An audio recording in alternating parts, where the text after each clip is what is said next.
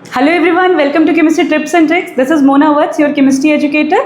तो आज हम लोग स्टार्ट करेंगे CBSE class 12 sample paper 2025-2026 session का सोल्यूशन। ठीक है, तो बेसिकली सीबीएसई ने इस बार सैम्पल पेपर थोड़ा सा जल्दी रिलीज़ किया था। डेफिनेटली वो आपको ये मैसेज दे रहे हैं कि आपको अपनी तैयारी को अगर अच्छा रखना है तो आपको उसके अकॉर्डिंग प्रैक्टिस करनी पड़ेगी। तो एक बार देखते हैं क्या वो बताना चाह रहे हैं और किस तरह के क्वेश्चन उन्होंने यहाँ पे दिए हुए हैं। तो बिफोर स्टार्टिंग द सोल्यूशन एक बार हम देख लेते हैं कि कैसे कैसे चेंजेस अभी लेटेस्ट ईयर्स में हुए हैं और उसको ध्यान रखते हुए आपको बच्चों अपनी तैयारी करनी है। 2023 सेशन में सीबीएसई ने कहा कि जो कॉम्पिटेंसी फोकस क्वेश्चन होंगे वो 40% होंगे और एमसीक्यू बेस्ड 20% होंगे। इससे प्रीवियस ऐसा नहीं होता था। प्रीवियस आपका नॉर्मल पैटर्न चलता था जिसमें आपके वेरी शॉर्ट और लॉन्ग आंसर्स आते थे, लेकिन इन्होंने कहा कि नहीं, अब हम कॉम्पिटेंसी बेस्ड फोकस बनाएंगे। तो इन्होंने यहाँ से 23 और 4 में इंट्रोड्यूस किया। फर्स्ट टाइम 40% इन्होंने कहा कॉम्पिटेंसी बेस्ड, 20% एमसीक्यूज हो गए और 40% आपका एग्जिस्टिंग पैटर्न जो था वो उन्होंने रखा था। नेक्स्ट सेशन में इन्होंने कहा 2024 और 2025 के सेशन में इन्होंने इसको इंक्रीज करके कर दिया 50% जो कॉम्पिटेंसी फोकस था। देन 20% हमारे एमसीक्यूज होते हैं और फाइनली 30% रह गया एग्जिस्टिंग पैटर्न जो पहले सालों में आता था बिफोर 2023 एंड 4 सेशन, राइट। अब इन्होंने क्लियरली इस साल के सैम्पल पेपर में मेंशन किया है, please note that assessment scheme of the academic session 2024 and 5 will continue in the current session 2025 and 2026। तो बेसिकली आपको इसी पैटर्न को फॉलो करना है। जब आप तैयारी करें तो मतलब आपको इस तरह से क्वेश्चंस अटेम्प्ट करने होंगे, इस तरह के क्वेश्चन प्रैक्टिस करने पड़ेंगे, राइट।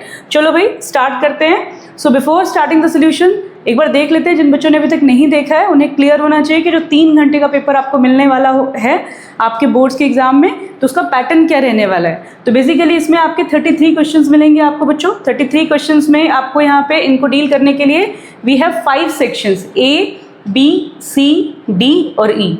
तो ए में आपको 16 एमसीक्यूज करने होंगे, then you have 5 short answer questions, then उसके बाद आपके 7 शॉर्ट आंसर क्वेश्चन। डिफरेंस क्या रहेगा मार्क्स का, एक 2 मार्कर और नेक्स्ट आपके 3 मार्कर होंगे। फिर 2 केस बेस्ड स्टडी क्वेश्चंस होंगे and then we have 3 long answer questions. तो ये पैटर्न रहेगा और आपको साफ साफ मेंशन है कि all questions are compulsory. Choices मिलेंगी कुछ क्वेश्चंस में पर लेकिन बाकी आपको सारे क्वेश्चंस अटेम्प्ट करने होंगे। And use of log table and calculator is not allowed, okay. So that would be the pattern of your question paper. ऐसा आपका पैटर्न मिलेगा आपको क्वेश्चन पेपर में, राइट। तो अब हम यहाँ पे देखते हैं किसके कैसे कैसे क्वेश्चन इस बार इन्होंने सैम्पल पेपर में दिए हैं। तो चलो भाई, हमें पता है ऑलरेडी कि 50% कॉम्पिटेंसी बेस्ड क्वेश्चन उन्होंने ऑलरेडी मेंशन किया है, 20% आपके एमसीक्यूज हैं, 30% आपके जो बेसिक जो प्रीवियस ईयर्स में पैटर्न चला आ रहा था उसको वो फॉलो करेंगे, राइट। तो ओवरऑल आपका कितना हो गया 100%। तो let us start now, we are going to discuss the first question. तो पहला क्वेश्चन हमारा डेफिनेटली शुरू के 16 क्वेश्चन कैसे रहने वाले हैं सेक्शन ए के एमसीक्यूज, ठीक है। तो आप जिन बच्चों की तैयारी हो चुकी है वो मेरे साथ साथ सॉल्व करते जाएं और जिन्होंने अभी नहीं देखा वो ध्यान से देखिए कहाँ से क्वेश्चन कैसे पूछे जा रहे हैं और क्या उसमें आपको अप्रोच फॉलो करनी है, राइट। देखो जैसे पहला क्वेश्चन है, which of the following will lead to formation of ethyl methyl ketone. आज के इस सेशन में हमारा फोकस केवल क्वेश्चन पेपर सॉल्व करने में है। डिटेल डिस्कशंस के लिए आपको अलग से इस चैनल को सब्सक्राइब करना होगा जिसमें मैं बहुत इंपॉर्टेंट अपडेट्स को मेंशन करूंगी और आपको टाइम टाइम पे पूरे बोर्ड्स तक और नीट और जेई तक आपको हेल्प करने वाली हूँ। एंड तो इसीलिए आप फटाफट से इसको सब्सक्राइब कर लो चैनल को, chemistry tips and tricks, right. चलो भाई, तो अभी हम स्टार्ट करेंगे। तो यहाँ पे देखो, heating this CH3CH3 CH2OH with acidified Na2Cr2O7, तो ये हमारा एक ऑक्सीडाइजिंग एजेंट होता है। तो डेफिनेटली इसका काम क्या होता है, ये CH2OH ग्रुप को बच्चों किस में कन्वर्ट कर देता है, COOH ग्रुप में। तो हमें क्या चाहिए, हमें क्या ही चाहिए, हमें तो इथाइल मिथाइल कीटोन चाहिए। तो पहला ऑप्शन तो गलत हो गया। What is the second option, passing CH3COH CH3 over heated copper. तो मतलब नेक्स्ट में इन्होंने दिया हुआ है CH3COH CH3, ठीक है। तो ये इन्होंने यहाँ पे secondary alcohol kind of compound आपको दिया हुआ है, द सेकेंडरी अल्कोहल। इसमें यहाँ पे एक H भी होगा, दैट्स ओके। तो अगर हम सेकेंडरी अल्कोहल को करते हैं तो हमारा क्या बनता है, वी विल गेट कीटोन। हमारा क्या बनेगा, कीटोन। पर ये किस तरह का कीटोन बनेगा, इससे हमारा एसीटोन बनेगा और हमें क्या रिक्वायर्ड है, इथाइल मिथाइल कीटोन। तो डेफिनेटली ये भी हमारा ऑप्शन रॉन्ग हो गया। नेक्स्ट है ओजोनोलिसिस। ओजोनोलिसिस हम लोग बिल्कुल सिंपली ट्रिक से पढ़ते हैं। केमिस्ट्री आप अगर अंडरस्टैंड करेंगे, अगर आप कुछ ट्रिक्स के साथ इसे पढ़ेंगे तो डेफिनेटली आपके लिए काफ़ी आसान हो जाती है, ऑर्गेनिक केमिस्ट्री स्पेशली। तो इसीलिए ज़रूरी है कि आपको उसको थॉरो स्टडी करना होता है। देखो भाई, इस केस में क्या होता है, अगर आपने ओजोनोलिसिस की तो हम यहाँ से इसको ब्रेक डाउन कर देंगे, तो ओजोनोलिसिस में हमेशा यहाँ पे ब्रेक डाउन हो जाएगा, तो सिंपली हमारा क्या कंपाउंड बन जाएगा, CH3 CH2 C double bond O CH3। तो डेफिनेटली हमारा यही कंपाउंड आ गया इथाइल मिथाइल कीटोन। तो हमें नेक्स्ट में जाने की जरूरत नहीं है, C must be the right answer. वैसे नेक्स्ट रिएक्शन भी आपके एल्डिहाइड कीटोन चैप्टर से ही है, जिसमें इन्होंने एसिटिलीन की रिएक्शन की है इसके साथ। इस केस में तुम्हारा बच्चों अगर हम करेंगे तो हमारा यहाँ पे जब हम इसको करेंगे तो डेफिनेटली हमारा एसिटल्डिहाइड बनता है, एसिटल्डिहाइड बनेगा तो नेचुरली हमारा यहाँ पे ये चीज़ नहीं हो पाएगी। लो मैं फटाफट से दिखा देती हूँ, ये है एसिटिलीन। एसिटिलीन को अगर हमने किया तो सबसे पहले हमने यहाँ पे लिया Hg H2SO4 और यहाँ पे मैंने हाइड्रेशन किया, तो सिंपली हमारा यहाँ पे क्या हो जाएगा, CHOH डबल बॉन्ड CH2 और फाइनली यहाँ पे टॉटोमेरिज्म होगा, टॉटोमेरिज्म होकर यहाँ पे क्या बन जाएगा, इथेनल। तो that is not also correct, ठीक है। तो C answer is the right answer, ठीक है। तो लेट्स मूव अहेड। तो ये क्वेश्चन आपका सिंपल अंडरस्टैंडिंग पे था। अगर आपको ऑर्गेनिक केमिस्ट्री की रिएक्शंस पता है then only you can attempt this question. Let's move to the second question. ये हमारा दिया है CH3 CH2 CH2 Cl। यहाँ पे इन्होंने दिया है बच्चों NaOH इथेनॉल। तो बच्चे कई बार NaOH को देख के यहाँ पे क्या बना देते हैं, यहाँ पे सिंपली उन्होंने लगा देना है OH, लेकिन यहाँ पे इथेनॉल है। तो इथेनॉल आपको क्या इंडिकेट कर रहा है, इथेनॉल आपको यहाँ पे ये इंडिकेट कर रहा है कि इथेनॉल यहाँ पे है। तो आप यहाँ पे सिंपली रिलेट करेंगे कि यहाँ पे एल्कीन का फॉर्मेशन होगा। किस चीज़ का फॉर्मेशन होगा, एल्कीन का। तो ये A होगा CH3 CH2 CH double bond CH2। तो A कंपाउंड मेरा बन गया ये, ठीक है। सबसे पहले जब अल्कोहल फेनॉल ईथर चैप्टर पढ़ते हैं तो यहाँ पे आपको यही रिएक्शन बताई जाती है। एल्कीन से हम कैसे बनाते हैं, जब हम इसकी रिएक्शन H2OH+ से करेंगे तो उस केस में हमारा क्या होता है, ये इन्होंने यहाँ पे दो कंडीशंस दी है, इसको हम कर रहे हैं स्टार्ट। तो H2OH+ से करेंगे तो हमारा मार्कोनिक एडिशन होता है and we will gate CH2CH CH3। तो हमारा ये इस तरह से कंपाउंड बनेगा। और जब हम यहाँ पे हाइड्रोबोरेशन ऑक्सीडेशन करेंगे तो उस केस में हमारा यहाँ पे 1 पे OH ग्रुप लगेगा। तो ये दोनों कंडीशंस हैं। तो आपको यहाँ पे नोटिस करना है कि क्या उन्होंने पूछा है। उन्होंने यहाँ पे आपको एसिड कैटालाइज्ड हाइड्रेशन दिया है और दिस इज हाइड्रोबोरेशन ऑक्सीडेशन। तो पहले वाले केस में आपका मार्कोनिक एडिशन होगा और उस केस में तुम्हारा OH बनेगा। सेकंड वाला हमें अपीयर होता है कि एंटी मार्कोनिक ऑफ के अकॉर्डिंग एडिशन होगा, but actually anti Markovnikov of ही होता है एडिशन, बट ये हमें अपीयर होगा क्योंकि हमारा जो प्रोडक्ट बनता है वो हमारा अपोजिट बनता है मार्कोनिक ऑफ रूल से। तो इसका आंसर हमारा ये होगा। तो डेफिनेटली कहाँ पे बन रहा है ये, तो हमारा यहाँ पे ऑप्शन आएगा butane two all and butanol. तो मतलब C is again the right answer. Okay everyone, चलो भाई आगे बढ़ते हैं बच्चों। Counter ion in the coordination compounds. Counter ion क्या होते हैं कोऑर्डिनेशन कंपाउंड, तो ये तो मैं बिल्कुल कहूँगी फैक्चुअल क्वेश्चन है। काउंटर आयन ये जो आपके ब्रैकेट के बाहर के आयन होते हैं इन्हें हम काउंटर आयन्स बोलते हैं। तो यहाँ पे ब्रैकेट के बाहर कौन से आयन है, क्लोराइड आयन प्रेजेंट है। तो definitely C must be the right answer है। तो इस क्वेश्चन का आंसर हमारा क्या हो जाएगा, C, राइट। ये हमारा आंसर रहेगा C। ओके, मैं यहाँ पे लिख देती हूँ C। Okay, let's move ahead, आगे बढ़ते हैं। तो इसमें देखो नेक्स्ट क्वेश्चन, तो नेक्स्ट क्वेश्चन हमारा फोर्थ क्वेश्चन आ जाता है। इसमें क्या है देखो MCQ में, अगेन ये CBSE का बहुत ही फेवरेट टॉपिक है, हर साल यहाँ से क्वेश्चन आता है। और अगर हम देखें तो इसमें क्या पूछ रहे हैं ये और क्या चीज़ इसमें न्यू है इस बार इन्होंने करी हुई है, इसको भी मैं डिस्कस करूँगी। तो देखो भाई, organic compounds A, B, C are amines having equivalent molecular wait.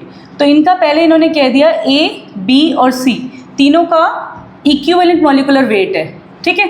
अब A and B on reaction with benzene sulphonyl chloride gives white PPT। मतलब बेंजीन सल्फोनिल क्लोराइड क्या होता है, बेंजीन सल्फोनिल क्लोराइड ये आप अपने अमीन्स चैप्टर में पढ़ेंगे। जिन बच्चों ने पढ़ लिया है उनको जरूर आइडिया होगा। तो this is very important reaction, इसको बोलते हैं हिंजबर्ग टेस्ट।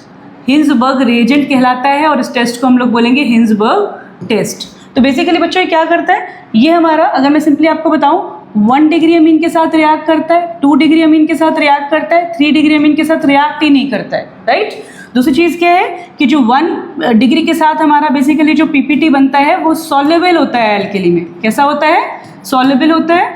2 डिग्री के साथ जो PPT बनता है it is insoluble in alkali, ये इनसॉल्युबल होता है। This is the test. और 3 डिग्री के साथ तो PPT बनता ही नहीं है। अब अगर आप इस क्वेश्चन को चेक करेंगे तो क्या कह रहे हैं, A and B on reaction with benzene sulphonyl chloride give white PPT। इसका मतलब A और B क्या हो सकते हैं, 1 डिग्री और 2 डिग्री अमीन्स हो सकते हैं, दोनों ही 1 डिग्री और 2 डिग्री अमीन्स होंगे। However white PPT obtain from the compound B remains insoluble. तो यहाँ पे क्लियरली इन्होंने मेंशन कर दिया, इसका मतलब जो A कंपाउंड है वो क्या होना चाहिए, प्राइमरी अमीन, और B कंपाउंड क्या होना चाहिए, सेकेंडरी अमीन, ठीक है, क्योंकि टर्शियरी तो देता ही नहीं है टेस्ट। तो इस केस में आपको पता चल गया A हमारा प्राइमरी है, B हमारा सेकेंडरी है और C हमारा टर्शियरी है। अब बच्चों यहाँ पे इन्होंने कैसे कंसेप्ट लगाया हुआ है। हम यहाँ पे इस क्वेश्चन को देखते हैं, बहुत ही अच्छा क्वेश्चन इन्होंने बनाया हुआ है और ये आजकल बहुत ज़्यादा पूछ रहे हैं ऐसे क्वेश्चन। इन्होंने यहाँ पे बॉइलिंग पॉइंट को रिलेट कर दिया। तो बॉइलिंग पॉइंट जब भी आप पढ़ते हैं तो आपको बताया जाता है कि ब्रांचिंग जितनी ज़्यादा बढ़ेगी बॉइलिंग पॉइंट उतना ही कम हो जाएगा। Branching increases, boiling point decreases.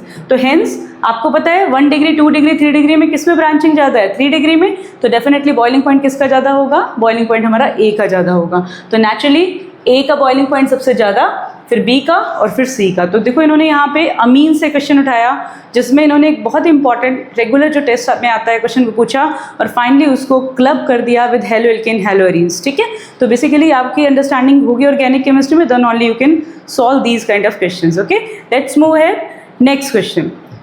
तो नेक्स्ट क्वेश्चन हमारा आता है क्वेश्चन नंबर 5। ये हमारा इन्होंने सॉल्यूशन चैप्टर से लिया है, सो कॉल्ड, क्योंकि आपके सिलेबस के अकॉर्डिंग सॉल्यूशन चैप्टर है। वैसे ये टॉपिक्स तो हम लोग ऑलरेडी क्लास 11th में ही पढ़ते हैं, मोलैरिटी पे। तो बच्चों क्या पूछना चाह रहे हैं, पहले क्वेश्चन को ध्यान से रीड करो। 70 gram solute is dissolved in 700 gram of solvent to prepare a solution having density this, ratio of molarity and molarity. I would suggest in these kind of questions I remove the above part. एक मैं remove कर देती हूँ। ठीक है, देखो भाई, अगर मैं आपसे कहूँ सिंपली इस क्वेश्चन के बारे में, तो देखो भाई यहाँ पे इन्होंने क्या पूछा है, मोलैरिटी और मोलैलिटी के बारे में पूछ रहे हैं। तो मोलैरिटी कैसे होता है, आपको इसका फॉर्मूला पता होना चाहिए। So what is molarity?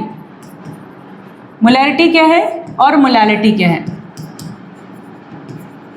ठीक है, तो मोलैलिटी हमारा क्या होता है, number of moles divided by mass of solvent. अगर वो केजी में है तो हमें सिंपली केजी लेना पड़ेगा, नहीं तो अगर ग्राम में होगा तो हम 1000 से मल्टीप्लाई करेंगे। तो ये होता है तुम्हारा N2/W1 kg। और मोलैरिटी क्या होता है भाई, इसे हम कैपिटल M से डिनोट करेंगे, इसको हम स्मॉल m से डिनोट करेंगे, राइट। तो यहाँ पे हमारा ये होता है N2 में वॉल्यूम इन लीटर्स। दोनों चीज़ हमें नोटिस करनी है। तो बच्चों यहाँ पे देखो क्या दिया है इन्होंने आपको मास दिया है एंड वी नो, इसको मैं थोड़ा सा और ओपन अप कर देती हूँ। तो W2 में M2 इंटू V लीटर, और यहाँ पे क्या हो जाएगा W2 में M2 इंटू W1 kg। ये हमारा हो गया इसका फॉर्मूला। ठीक है, अब ध्यान देना ये क्या पूछ रहा है, मोलैरिटी और मोलैरिटी का रेशियो। वॉल्यूम तो हमें दिया नहीं पर इन्होंने डेंसिटी दी हुई है, तो डेंसिटी में पता है, तो हम कैसे निकालेंगे सोल्यूशन का वॉल्यूम। तो वॉल्यूम इक्वल्स टू क्या हो जाएगा, टोटल मास या mass of the solution divided by density. ये सुनो, सिंपली हमारा ये क्वेश्चन होगा और हम इसको करेंगे तो हमारा कितना मास दिया हुआ है, 70 दिया है सोल्यूट का और 700 दिया हुआ है आपका सॉल्वेंट का। तो टोटल कितना हो गया 770 ग्राम। और डेंसिटी कितनी दी हुई है आपकी भाई, डेंसिटी दी है 1.5, तो मैंने यहाँ पे इसको 1.5 ले लिया। तो ये हमारा आ गया वॉल्यूम। ठीक है, अब हम सिंपल वैल्यूज पुट कर देते हैं and will see the ratio. तो उन्होंने ध्यान रखना है पहले, मोलैलिटी अपॉन में मोलैरिटी का रेशियो पूछा है। तो मोलैरिटी यहाँ पे ऊपर होगा, मोलैरिटी नीचे होगा, गलती नहीं करनी भाई। W2 में M2 into W1 it is in kg। नीचे क्या रखेंगे अब हम लोग, हम यहाँ पे रखेंगे W2 इंटू, यहाँ पे ऊपर चला जाएगा ये M2 इंटू, यहाँ पे आ जाएगा आपका वॉल्यूम। ठीक है, एक बार क्रॉप खुद करके देखना है इसको। सिंपली हमने पुट कर दिए, दोनों का रेशियो रख दिया है। अभी W2 कैंसिल कर देते हैं हम लोग, ये और ये कैंसिल कर देते हैं। तो क्या आ गया, M में capital M equals to what is the volume. Volume कितना है हमारा 770 में 1.5 and what is the W1 कितना दिया हुआ है आपका 700। और इसको हम लोग यहाँ पे सॉल्व करेंगे और जब हम इसको सॉल्व करेंगे तो ये हमारा अराउंड आता है 0.73 and this must be the right answer. This is the way we can solve this question. ये मैंने आपके लिए इतना ऐसे लिख के दिखाया है, जब आपको प्रैक्टिस होती है तो आप जल्दी भी कर सकते हैं इसको।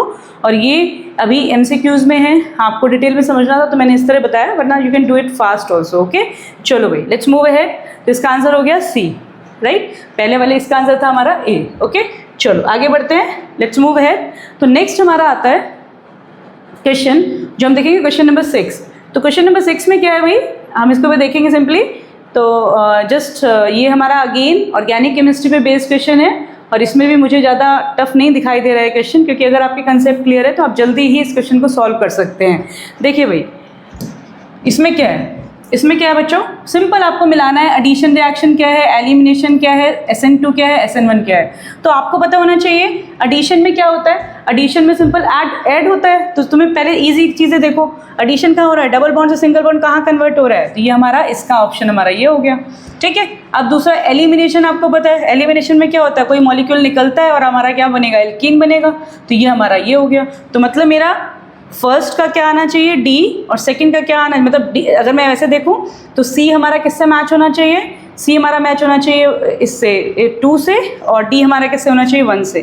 तो C 2 से, D 1 से, यानी कि D must be the right answer. Already हमें क्लियर हो गया। Otherwise you can check it कि ये हमारा क्या है, ये कंपाउंड अगर हम लोग देखेंगे तो ये हमारा OH है, HCl है, हीट कर रहे हैं, ये बन रहा है ओके, और यहाँ हमारा ये बन रहा है। तो बल्कीनेस से आप देख सकते हैं, तो A का क्या होगा भाई, A का तुम्हारा D होगा और B का तुम्हारा यहाँ पे C होगा, ये थर्ड होगा, राइट। तो इस तरह से आप मैचिंग करेंगे तो इसमें ज़्यादा टाइम नहीं लगेगा, आप इजीली कर सकते हैं। Okay, now we are moving to the next slide. अब हम यहाँ पे नेक्स्ट स्लाइड की तरफ बढ़ेंगे और हम यहाँ देखेंगे कि क्या हमें करना है। तो इसमें आपका आता है 7th क्वेश्चन। तो 7th MCQs क्वेश्चन में अगर मैं बात करूं, आई ऑलवेज सजेस्ट कि अब वो बात नहीं रह गई कि डायरेक्ट आपको क्वेश्चन दिया जाएगा कि IUPAC लिखो, इसका IUPAC करो, ये करो, नहीं, वो आपसे इन डेप्थ क्वेश्चन में ही पूछते हैं कि भाई आपने वो डायरेक्ट क्वेश्चन ऐसा देंगे जिसमें नाम दे देंगे, अगर आपको नाम पता है तभी आप आगे का क्वेश्चन सॉल्व कर पाएंगे। जैसे कि इन्होंने यहाँ पे इस क्वेश्चन में पूछा हुआ है, इसीलिए आपका नॉमेनक्लेचर स्ट्रॉन्ग होना चाहिए। तो इसमें इन्होंने पूछा हुआ है, in orthocresol OH group is attached to the carbon atom. तो first of all you should know the structure of orthocresol. Orthocresol क्या होता है, जब फिनॉल के ऑर्थो पोजीशन पे CH3 लगा होता है तो इसे हम लोग क्या बोलेंगे, ऑर्थोक्रिजोल। अब इन्होंने पूछा है कि in the orthocresol the OH group is attached to the carbon, जिस कार्बन पे अटैच है उसका नेचर क्या है, अंडरस्टूड है, this is sp2 hybridise. It's easy question if you know the structure. Okay, next question again factual, levo rotatory compound कौन सा होता है, तो आपको पता है ग्लूकोज डेक्स्ट्रो, ये भी डेक्स्ट्रो, सुक्रोज भी डेक्स्ट्रो, फ्रक्टोज जो होता है वो लीवो होता है। तो फटाफट से फैक्चुअल क्वेश्चन हो जाएगा। Name the inner transition metals is often used to refer to, आपको यहाँ पे क्या बताने हैं, इनर ट्रांजिशन मेटल्स किसके लिए यूज़ किया जाता है। अगेन क्लास 11 से आपको पढ़ाया जाता है, I would rate it as a factual question. तो और ये है क्या, ये ईजी क्वेश्चन में ही मैं रखूँगी इसको। बोथ लेंथेनाइड एंड एक्टिनॉइड्स को हम क्या कहते हैं, इनर ट्रांजिशन एलिमेंट्स में इसको कैटेगराइज करते हैं। ओके, चलो भाई आगे बढ़ते हैं। नेक्स्ट हमारा दिया है question 10th, very very popular topic, always they ask question from this concept. ये जो कंसेप्ट है हमारा, ये हमारा एप्लीकेशन है। अगर हम देखेंगे कोहलरॉस लॉ पढ़ते हैं, उसकी एप्लीकेशन है यहाँ पे। तो सिंपल उन्होंने पूछा है, lambda m not CH3COH can be calculated if the value of the following given.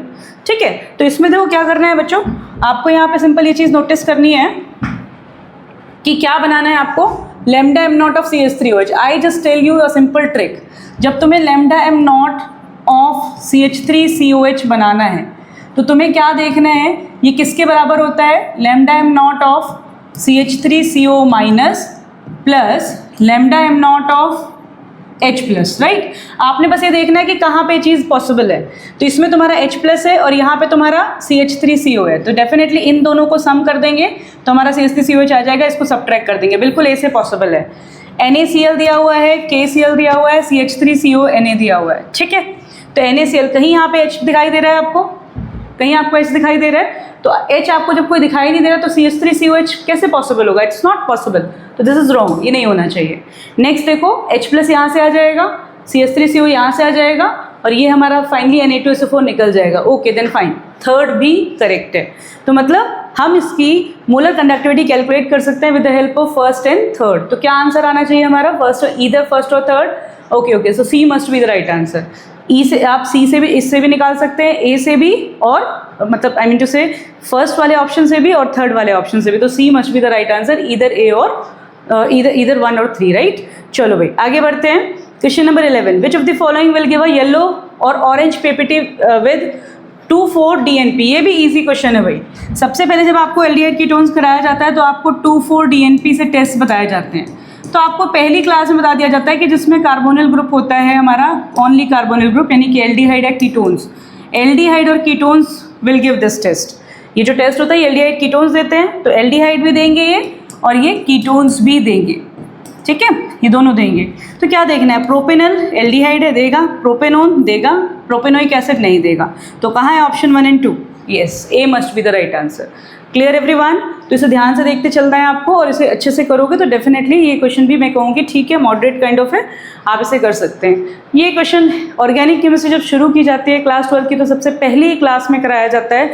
तो आई वुड रेट कि अगर आपके थोड़े कंसेप्ट अच्छे से क्लियर हैं या आपने थोड़ा सा भी अच्छे से केमिस्ट्री को पढ़ा है तो ये क्वेश्चन आप बहुत आसानी से कर सकते हैं, क्योंकि ऑर्गेनिक केमिस्ट्री का बेस है सेकेंडरी बेंजाइलिक हैलाइड। तो बेंजाइलिक मैं वैसे ही बता देती हूँ, बेंजाइलिक हैलाइड कौन सा होता है?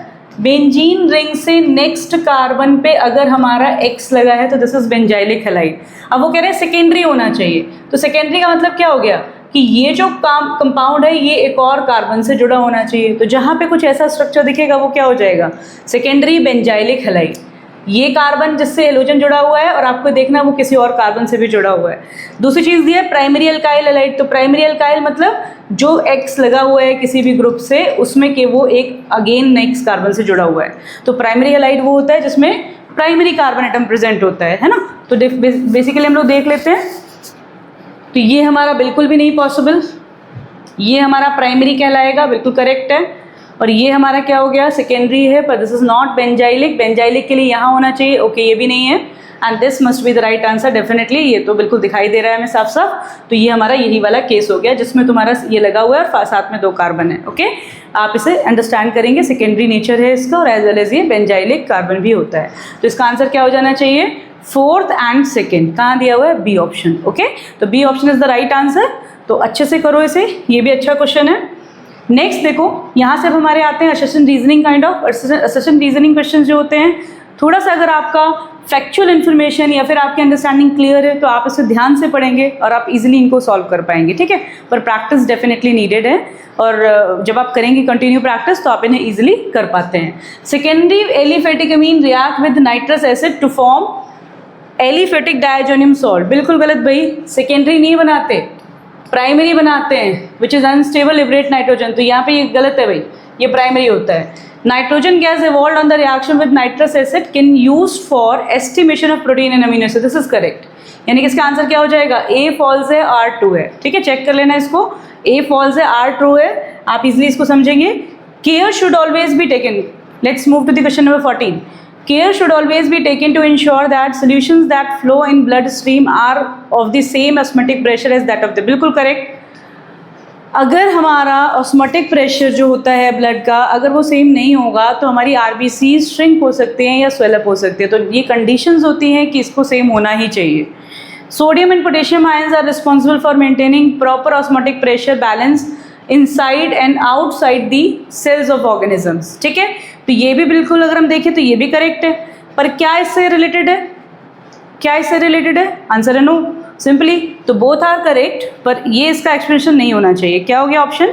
Both A R and true, but R is not correct explanation of B. देखो भाई बच्चों, यहाँ पे मैं आपको एक चीज़ बताना चाहूँगी कि कई बार हम लोग इसको फॉर ग्रांटेड ले लेते हैं कि हाँ भाई पहले ऑप्शन में होता है, दूसरे ऑप्शन में होता है। वी नो दैट कि फर्स्ट में असर्शन रीज़न की बात करेंगे, वो उसका रीज़न है और वो करेक्ट है, एक्सप्लेनेशन है, बट फिर भी आपको इसको जरूर रीड आउट करना चाहिए। Sometimes they do in many competitive exams, उसमें क्या करते हैं वो इसको पैटर्न को थोड़ा बहुत बदल देते हैं, और उस केस में आपको दिक्कत ना आ जाए, इसीलिए हमेशा हैबिट बनाओ, असर्शन रीजनिंग जब भी करोगे तो ऑप्शंस जरूर से आपको क्रॉस वेरीफाई करने हैं। Okay, let's move ahead. अब हम करेंगे यहाँ पे नेक्स्ट क्वेश्चन 15। तो इसमें क्या है भाई, देखो इसमें क्या कह रहे हैं ये, starch forms colloidal solution with water. Starch contains 80 to 85% amylopectin which is insoluble in water। भाई बिल्कुल सही बात कह रहे हैं। जिन बच्चों ने बायोमॉलिक्यूल्स पढ़ लिया होगा उन्हें पता है, जब भी आप स्टार्च पढ़ते हैं तो आपको बताया जाता है इसके 2 कंपोनेंट्स होते हैं, एक होता है अमाइलोज और दूसरा होता है अमाइलोपैक्टिन। और ये जो होता है ये 80 to 85% इससे बना होता है स्टार्च, और ये कैसा होता है? वाटर इनसॉल्युबल कंपोनेंट होता है। तो बिल्कुल करेक्ट है ये, और ये इसका रीजन भी है। तो A must be the right answer, both are correct, और इसका ये रीजन भी है, right. Secondary cells are use in inverter, secondary cells inverter में यूज होते हैं, बिल्कुल करेक्ट है ये बात। Primary cell can be recharge, बिल्कुल गलत हो गया। रिचार्ज थोड़ी कर सकते हैं इसको, है ना। प्राइमरी सेल को हम रिचार्ज थोड़ी कर सकते हैं। प्राइमरी सेल हमारे use and throw kind of है, यूज़ किया खत्म हो गया, फिर हमने दोबारा रिचार्ज हम सेकेंडरी सेल्स को करते हैं। तो ये गलत हो गया।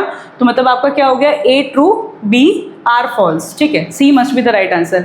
With this we are done with our section ए।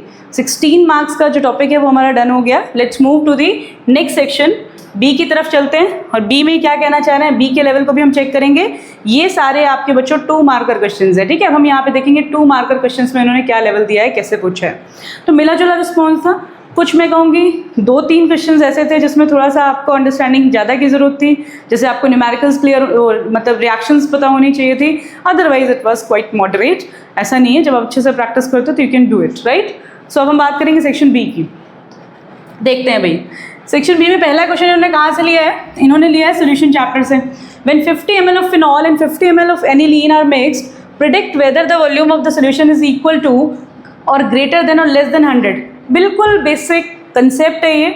जब भी आपसे सोल्यूशन चैप्टर कराया जाएगा, पहला ही चैप्टर होता है क्लास 12th का ये, उसमें आप पढ़ते हैं डेविएशन वाले क्वेश्चंस। और उसमें आप देखते हैं कि जब हम फिनॉल और एनिलीन की बात करते हैं, when we talk about phenol and aniline, तो ये क्या करते हैं बच्चों, ये हमारा आपस में मिलके हाइड्रोजन बॉन्डिंग बनाते हैं। क्या बनाते हैं, H बॉन्डिंग बनाते हैं। और ये क्या होता है, इंटरैक्शन स्ट्रॉन्गर होता है, तो ये हमारा नेगेटिव डेविएशन शो करते हैं। And since they will show negative deviation, तो उसमें क्या बताया जाता है, अगर 50 ml तुमने इसका लिया A का और 50 ml तुमने B का लिया, तो जो तुम्हारा सोल्यूशन बनेगा that will be less than 100 ml, ठीक है। तो इसका मतलब आंसर क्या होना चाहिए, ये लेस देन 100 ml बनना चाहिए, क्योंकि क्या है पर, लेकिन ये बात आप कैसे बता पाएंगे, when you know the concept. अगर आपको पता है कि ये हमारा कंसेप्ट यूज होता है, दोनों मिक्स करके हमारे बनाते हैं, तब आप इसको क्वेश्चन को सॉल्व कर पाएंगे। Give reason and you can write it. ये तो ईजिली समझ में आ गया होगा आपको, नहीं आ गया तो सोल्यूशन चैप्टर को फिर से पढ़ो जाके, ठीक है, और तब आप इसको इजीली समझ पाएंगे। करना है आपको ये, ठीक है, बहुत इंपॉर्टेंट टॉपिक है। Ritesh suggested adding salt to the box containing ice, he said this would keep the cold drink bottles cold for a longer time. How will Ritesh justify his suggestion? Okay. तो यहाँ पे कहना चाह रहे हैं कि अगर आपने मतलब एक बॉक्स, उसने कहा कि Ritesh suggesting adding salt to the box containing ice, एक बॉक्स है जिसमें आइस है, उसमें आपने सॉल्ट ऐड कर दिया। तो क्या होता है उस केस में बच्चों, जब भी आप किसी केस में, जैसे हम वहाँ पे सोल्यूशन चैप्टर में पढ़ते हैं कि जब भी हम नॉन वोलेटाइल सोल्यूट को ऐड कर देते हैं किसी भी सॉल्वेंट में, तो क्या हो जाता है, तो जो हमारा सोल्यूशन बनता है उसका हमारा क्या हो जाता है, फ्रीजिंग पॉइंट में डिप्रेशन हो जाता है। तो फ्रीजिंग पॉइंट में डिप्रेशन हो जाएगा तो क्या हो जाएगा, आइस आपकी लॉन्गर टाइम तक रहेगी। तो सिंपल सी बात है, it is due to depression in freezing point. Why it is so, it is due to depression in freezing point, right. तो इसका सिंपल आंसर यही है कि वहाँ पर डिप्रेशन इन फ्रीजिंग पॉइंट हो जाएगा, तो बॉयल ये हमारा क्या हो जाएगा, ये हमारा डिक्रीज हो जाएगा, यानी कि टाइम हमारा बढ़ जाएगा, राइट। तो ये बिल्कुल आप कर सकते हैं इजीली, अगर आपको कंसेप्ट थोड़ा भी सोल्यूशन के बारे में पता है। और मैं ऑप्शन में क्या दिया है, BaCl2 on reaction with Na2SO4 in aqueous solution gives white PPT. If two solutions are separated by a semi-permeable membrane, will there be appearance of white PPT due to osmosis? बहुत ही बढ़िया question, concept है पूरा भाई। देखो BaCl2 और Na2SO4 ये क्या करते हैं, ये आपको क्लास 10 से रिएक्शन कराई जाती है, BaSO4 बना देंगे और NaCl निकल जाएगा, ठीक है। ये आपको पता है PPT बनता है। लेकिन यहाँ इन्होंने बच्चों क्या पूछ लिया, यहाँ पे इन्होंने यहाँ पे पूछा कि जब ये सेपरेट कर दिए सेमी परमेएबल मेम्ब्रेन से, what is the role of semi permeable membrane. Semi permeable membrane केवल अलाउड करती है passage of movement of solvent particle, not of solute. तो जब ये पॉसिबल है ही नहीं कि सोल्यूट पार्टिकल वहाँ से मूव कर सके, तो क्या प्रेसिपिटेट बनेगा, तो आंसर क्या हो जाएगा भाई, नहीं। Will there be appearance of white PPT? Answer है no, it is not possible, क्योंकि मूवमेंट केवल किसका होता है, सॉल्वेंट मॉलिक्यूल का मूवमेंट होता है। तो जस्ट रिमेंबर दैट कंसेप्ट, और बिल्कुल कंसेप्चुअल क्वेश्चन है। नेक्स्ट क्वेश्चन में मूव करते हैं। Why does water stops boiling when sugar is added to the boiling water, है ना। अगर आपने वही क्वेश्चन है ये भी हमारा देखा जाए तो इन्होंने क्या कहा है कि वाटर स्टॉप बॉइलिंग, बॉयल करना बंद कर देती है। जैसे बॉयल कर रहा है पानी, आपने चीनी डाल दिया, तो उस केस में sugar is added to the boiling water. तो सिंपल सी बात है, जब आप नॉन वोलेटाइल सोल्यूट को आपने किसी सॉल्वेंट में डाल दिया तो क्या होता है भाई, तो उस केस में there will be elevation in boiling point. जैसे आपने देखा कि when we add non volatile in solution, तो मैं फ्रीजिंग पॉइंट की बात करूँगी तो there will be depression in freezing point. However in the same case अगर हमने बॉइलिंग पॉइंट के टर्म्स में देखेंगे तो क्या होता है, there is elevation in boiling point. सारे कंसेप्ट सोल्यूशन चैप्टर में है। इसी चैनल पे आपको सोल्यूशन चैप्टर की वीडियो मिलेगी, उसमें आप जब देखेंगे तो आपको डेफिनेटली सारे कंसेप्ट डिटेल में कराए गए हैं, तो आप वहाँ से अच्छे से इन कंसेप्ट को सीख लेना, और वो आपको बहुत मदद करने वाले हैं आपके बोर्ड्स के एग्जाम्स में। ओके, चलो भाई, तो ये हमने देखा सिंपली तो हमने देखा कि किस तरह से हो रहा है, तो यहाँ पे हमारा क्या रीज़न हो जाएगा, it is due to elevation in boiling point, it is due to elevation in boiling point. Okay, चलो भाई लेट्स मूव अहेड, आगे बढ़ते हैं। Now we have question number 18, 2 marker again question. ये भी बिल्कुल आपका कंसेप्चुअल क्वेश्चन है। जब भी आप केमिकल काइनेटिक्स पढ़ते हैं तो आपको ये बात बताई जाती है, ये रिएक्टेंट को इंडिकेट करता है, ये प्रोडक्ट को इंडिकेट करता है, और ये जो हमारी अमाउंट ऑफ एनर्जी होती है, this is activation energy for forward reaction. ये किसके लिए है, फॉरवर्ड रिएक्शन के लिए। जो हम यहाँ से, ये हमारा एक्टिवेटेड कॉम्प्लेक्स बना है, यहाँ पे जहाँ से प्रोडक्ट की जितनी डिफरेंस है, this is called as activation energy for backward reaction, backward reaction, right. ये चीज़ पहले कंसेप्चुअली आपको क्लियर होना चाहिए। फिर क्वेश्चन देखो, इन दोनों का जो डिफरेंस होता है बच्चों, जो इन दोनों का डिफरेंस होता है, ये क्या बताता है भाई, रिएक्टेंट और प्रोडक्ट के बीच का डिफरेंस हमारा बताता है delta H. This is what, delta H. अब देखते हैं क्या क्वेश्चन है। ये बात हमें पता होनी चाहिए, ये एक्टिवेशन फॉरवर्ड की है, ये बैकवर्ड की है, और ये डिफरेंस हमारा डेल्टा एच है। Calculate enthalpy of reaction. What is enthalpy of reaction, they are talking about delta H. तो भाई देख लो, रिएक्टेंट की कितनी है, रिएक्टेंट की हमारी यहाँ आ रही है, और प्रोडक्ट की हमारी कितनी है, प्रोडक्ट की हमारी यहाँ आ रही है। तो अगर मैं रिएक्टेंट की बात करूँ तो तुम्हारा इन दोनों का डिफरेंस देखना है, तो रिएक्टेंट की तुम्हारी 110 है और इसकी तुम्हारी 100 है, तो डेल्टा एच कितनी आ गई, 10। यूनिट क्या दी हुई है भाई, यूनिट जनरली किलो जूल पर मोल होती है। जो भी यूनिट ये लेंगे उसके अकॉर्डिंग हम अंडरस्टैंड करेंगे, तो ये आनी चाहिए वैल्यू इसकी 10, ठीक है, 10 किलो जूल पर मोल। और अगर मैं बात करूँ तो ये बात क्लियर हो गई आपको, एंथैल्पी ऑफ रिएक्शन हमने निकाल ली। Activation energy for the backward reaction, अब आपको बैकवर्ड रिएक्शन की एक्टिवेशन एनर्जी निकालनी है, तो वे कैसे निकालेंगे, ये 100 है और ये 40 है, कितनी होगी बैकवर्ड रिएक्शन की एक्टिवेशन एनर्जी, है ना। तो आपको पता है 140 माइनस 100 तो कितनी हो गई, 40 will be the activation energy for backward reaction. How will the catalyst affect the rate of this reaction. बहुत ही इंपॉर्टेंट कंसेप्ट होते हैं ये चीज़ें, आपको डेफिनेटली अगर आपने तैयारी करी आपको 100% ये करना चाहिए, और ये कंसेप्ट बिल्कुल क्लियर होने चाहिए। ये रिएक्टेंट है, ये ऐसे करके हमारा ये ग्राफ आ गया। अगर ये रिएक्शन मैंने कैटलिस्ट के प्रेजेंस में करी तो क्या हो जाएगा, अब ये हमारा इसी रिएक्टेंट की एनर्जी को एक अनदर पाथवे देता है, जो कि जिसकी एक्टिवेशन एनर्जी कम हो जाती है। तो ये क्या कर देता है, लोअर एक्टिवेशन एनर्जी के अल्टरनेटिव पाथ को देता है रिएक्शन को करने के लिए, इसी वजह से रिएक्शन की स्पीड बढ़ जाती है। तो यहाँ क्या पूछ रहे हैं, how will catalyst affect the rate of this reaction. तो कैटलिस्ट हाउ पूछा है इन्होंने, आपको पता है कैटलिस्ट इंक्रीज कर देता है, तो आप बोलोगे catalyst increase the rate of reaction by lowering it's activation energy. Is it clear everyone.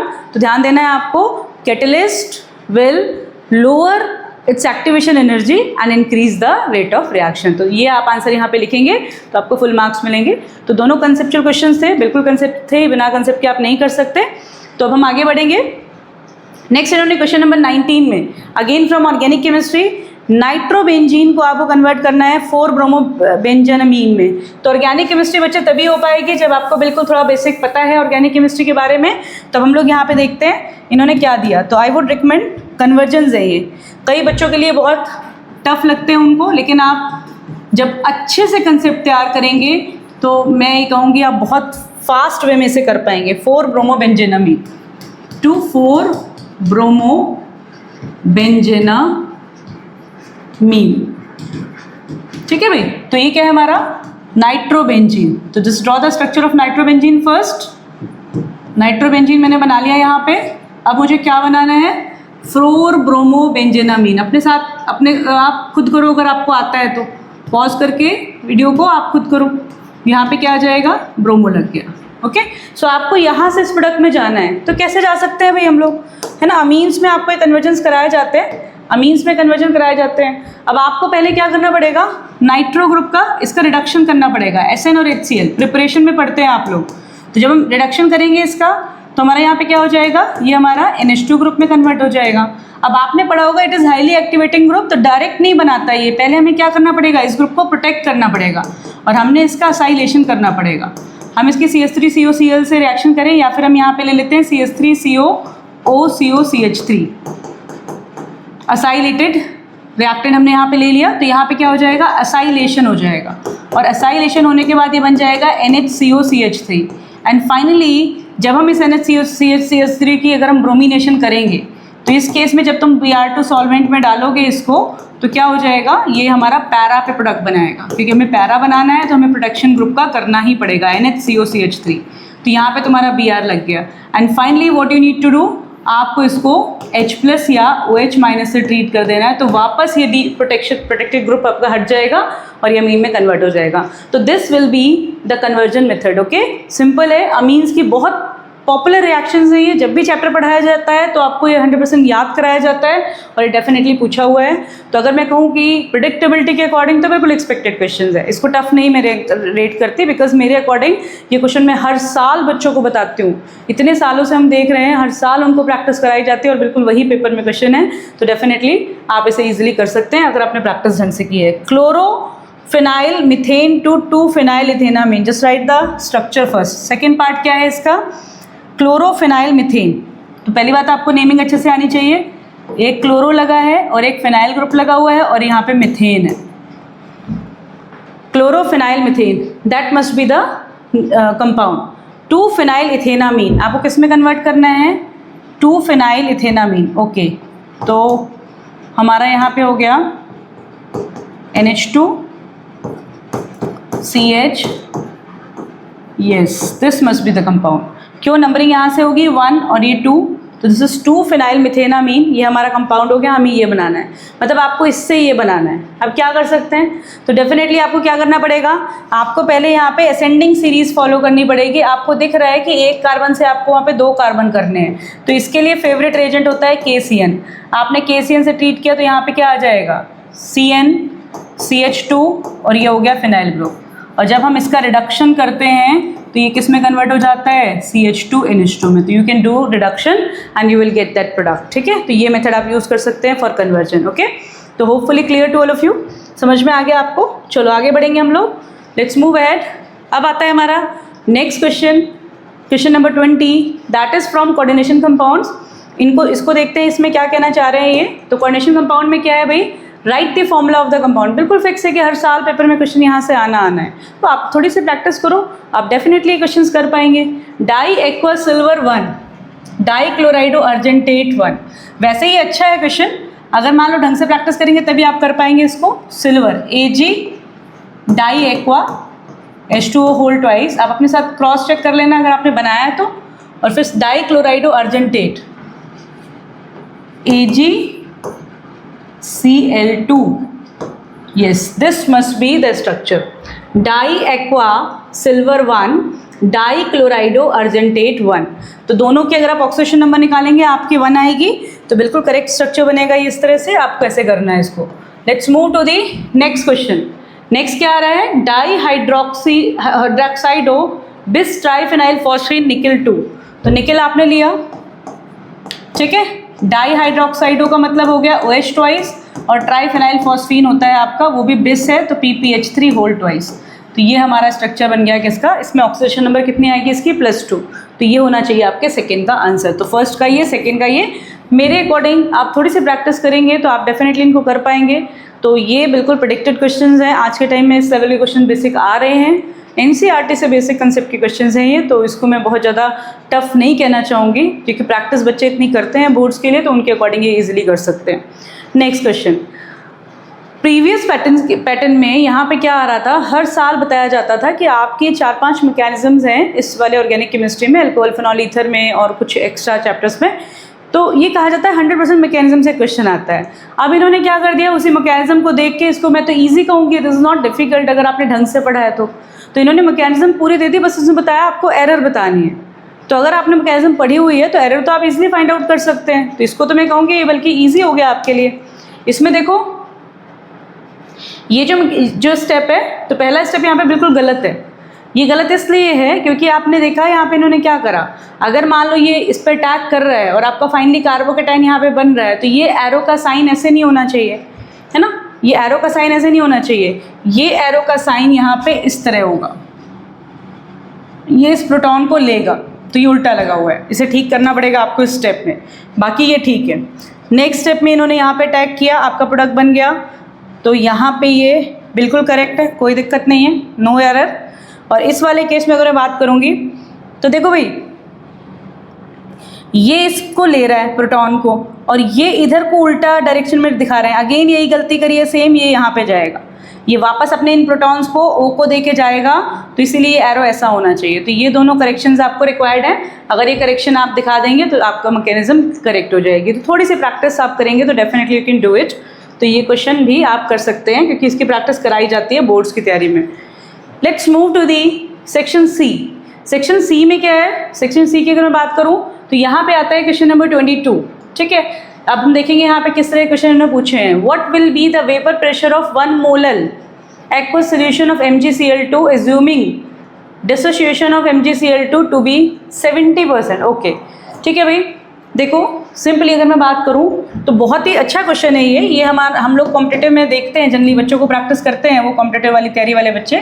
1 molal मतलब इन्होंने आपको मोलैलिटी दे दी, तो जल्दी से मैं आपको इसको बताऊंगी कैसे आपको करना है। तो मोलैलिटी का मतलब क्या हो गया, इन्होंने दे दिया 1 मोलल। तो जब भी बच्चों आपको 1 मोलल काइंड ऑफ सिचुएशन दी जाए तो इसका मतलब आपको पता होना चाहिए, इट मीन्स आपको नंबर ऑफ सोल्यूट दे दिया। नंबर ऑफ सोल्यूट कितना दे दिया? 1, और मास ऑफ सॉल्वेंट दे दिया, W दे दिया आपको सॉल्वेंट का, कितना दे दिया? 1000 ग्राम। क्योंकि हम क्या कहते हैं, what is molality? Number of moles of solute present in पर किलोग्राम ऑफ सॉल्वेंट। तो ये 2 डेटा आपको यहाँ से पता चल गए, ठीक है सिंपली। तो मेरे पास यहाँ पे number of moles of solute आ गए। तो मैं अगर कहूँ कि number of moles of water कितने होंगे भाई, सॉल्वेंट के कितने होंगे, तो सॉल्वेंट निकालने के लिए मुझे क्या करना पड़ेगा, वाटर हमारा सॉल्वेंट है यहाँ पे, तो हमें क्या करना पड़ेगा 1000 डिवाइडेड बाई 18। अब आपको दिख रहा है क्वेश्चन कहाँ से पूछा गया है, वेपर प्रेशर, और यहाँ पे lowering of vapour pressure kind of question है। तो हमारा फॉर्मूला होता है P0 माइनस PS अपॉन में P0 equals to I into N2 by N1, ठीक है। ये वाला हम क्वेश्चन फॉर्मूला यहाँ पे लगाएंगे सिंपली। अब I के लिए क्या स्पेशलिटी है, I के लिए इन्होंने बच्चों यहाँ पे क्या दिया है, I के लिए इन्होंने यहाँ पे दिया हुआ है 70% डिसोसिएशन। तो जनरली MgCl2 हमारा कितने में टूटेगा भाई, MgCl2 हमारा आयनाइज कैसे होगा, Mg2 प्लस 2Cl माइनस में आयनाइज होगा। तो इसकी वैल्यू कितनी आनी चाहिए, 3, पर इन्होंने कहा 3 का 70% डिसोसिएशन हो रहा है। तो ये आपको यहाँ पे नोटिस करना है, बस दिस इज इंपॉर्टेंट एस्पेक्ट। एक चीज़ आपको पता होनी चाहिए, मोलैलिटी से हमने कैसे नंबर ऑफ मोल्स निकालना है। दूसरी चीज़ आपको पता होनी चाहिए कि जब हम इसको आयनाइज कर रहे हैं तो ये 70% हो रहा है, पूरा नहीं हो रहा। पूरा होता तो हमें 3 रखना होता। अब सिंस इट इज ओनली 70% तो हमें यहाँ तक करना पड़ेगा, राइट। तो ये हमने यहाँ पे करा है। अब इस केस में देखो क्या है, हम वैल्यूज पुट कर देते हैं सारी। तो क्या क्या वैल्यूज दी हुई है, ये आपका दिया हुआ है 23.8 mmHg माइनस PS, यहाँ पे भी 23.8 है, इक्वल्स टू I कितना हो गया 3 इंटू 70 अपॉन में 100 इंटू N2 कितना हो गया हमारा, N2 हमारा 1 दिया हुआ है, और N1 हमारा हो गया 1000 डिवाइडेड बाई 18। जब आप इसको सॉल्व करेंगे बच्चों तो आपका यहाँ से PS आ जाएगा, ये अराउंड आता है 22.59 mmHg। तो इसको सॉल्व कर लेना और you can easily get the answer. तो ये स्ट्रैटेजी हमें फॉलो करनी पड़ेगी इस क्वेश्चन में, और ये बिल्कुल मैं कहूँगी कि अगर आप ढंग से थोड़ा सा पढ़ाई करेंगे तो आप इसे कर सकते हैं, पर हाँ प्रैक्टिस करनी पड़ेगी। इसको मैं ये नहीं कहूँगी कि भाई आपने सिंपल वही जो पुराने ट्रेंड्स चले आ रहे हैं वो वाले क्वेश्चन सॉल्व करोगे तुम इसे कर लोगे, नहीं, इट इज़ नॉट पॉसिबल। आपको यहाँ पे प्रॉपर प्रैक्टिस की ज़रूरत है, और अगर आपने करी अच्छे से प्रैक्टिस तो definitely you can do it. ये कंसेप्ट होते हैं, यहाँ पे कंसेप्चुअल क्लैरिटी की ज़रूरत होती है, ठीक है। चलो भाई आगे बढ़ते हैं नाउ। तो अगर आपने नहीं लिया तो आप स्क्रीनशॉट ले लो इसका, क्योंकि मैं अब इसके बाद आगे बढ़ूंगी, मैं इसको रिमूव करूंगी क्वेश्चन को। ओके फाइन, चलो भाई अब हम करते हैं यहाँ पे, मैं इसको रिमूव करके नेक्स्ट क्वेश्चन की तरफ मूव करूंगी। तो अब देखो इसमें क्या है, नेक्स्ट क्वेश्चन नर्स्ड इक्वेशन। जब भी नर्स्ड इक्वेशन पढ़ाई जाती है बच्चों तो ये साफ साफ बताया जाता है कि भाई ये किसी भी तरह से आ सकता है, ये किसी इक्वेशन फॉर्म में दे दिया जाएगा या ये सेल रिप्रेजेंटेशन की फॉर्म में दे दिया जाएगा। तो अगर मैं इसकी बात करूं तो I just tell the simplest trick कि रिएक्शन देख के आप कैसे बनाते हैं। तो रिएक्शन देख के बनाने का तरीका हमारा ये होता है, पहले वाले का अगर मैं लिखूं तो E cell equals to E naught cell minus 0.0591 upon में कितने इलेक्ट्रॉन होंगे, n होता है तो 2 लॉग। आपने क्या देखना है, प्रोडक्ट की साइड कौन से आयन है, रिएक्टेंट की साइड कौन से आयन है, तो प्रोडक्ट डिवाइडेड बाई रिएक्टेंट। तो Ni2+ divided by Cu2+। Simple, कोई पावर की जरूरत नहीं है क्योंकि दोनों बैलेंस है।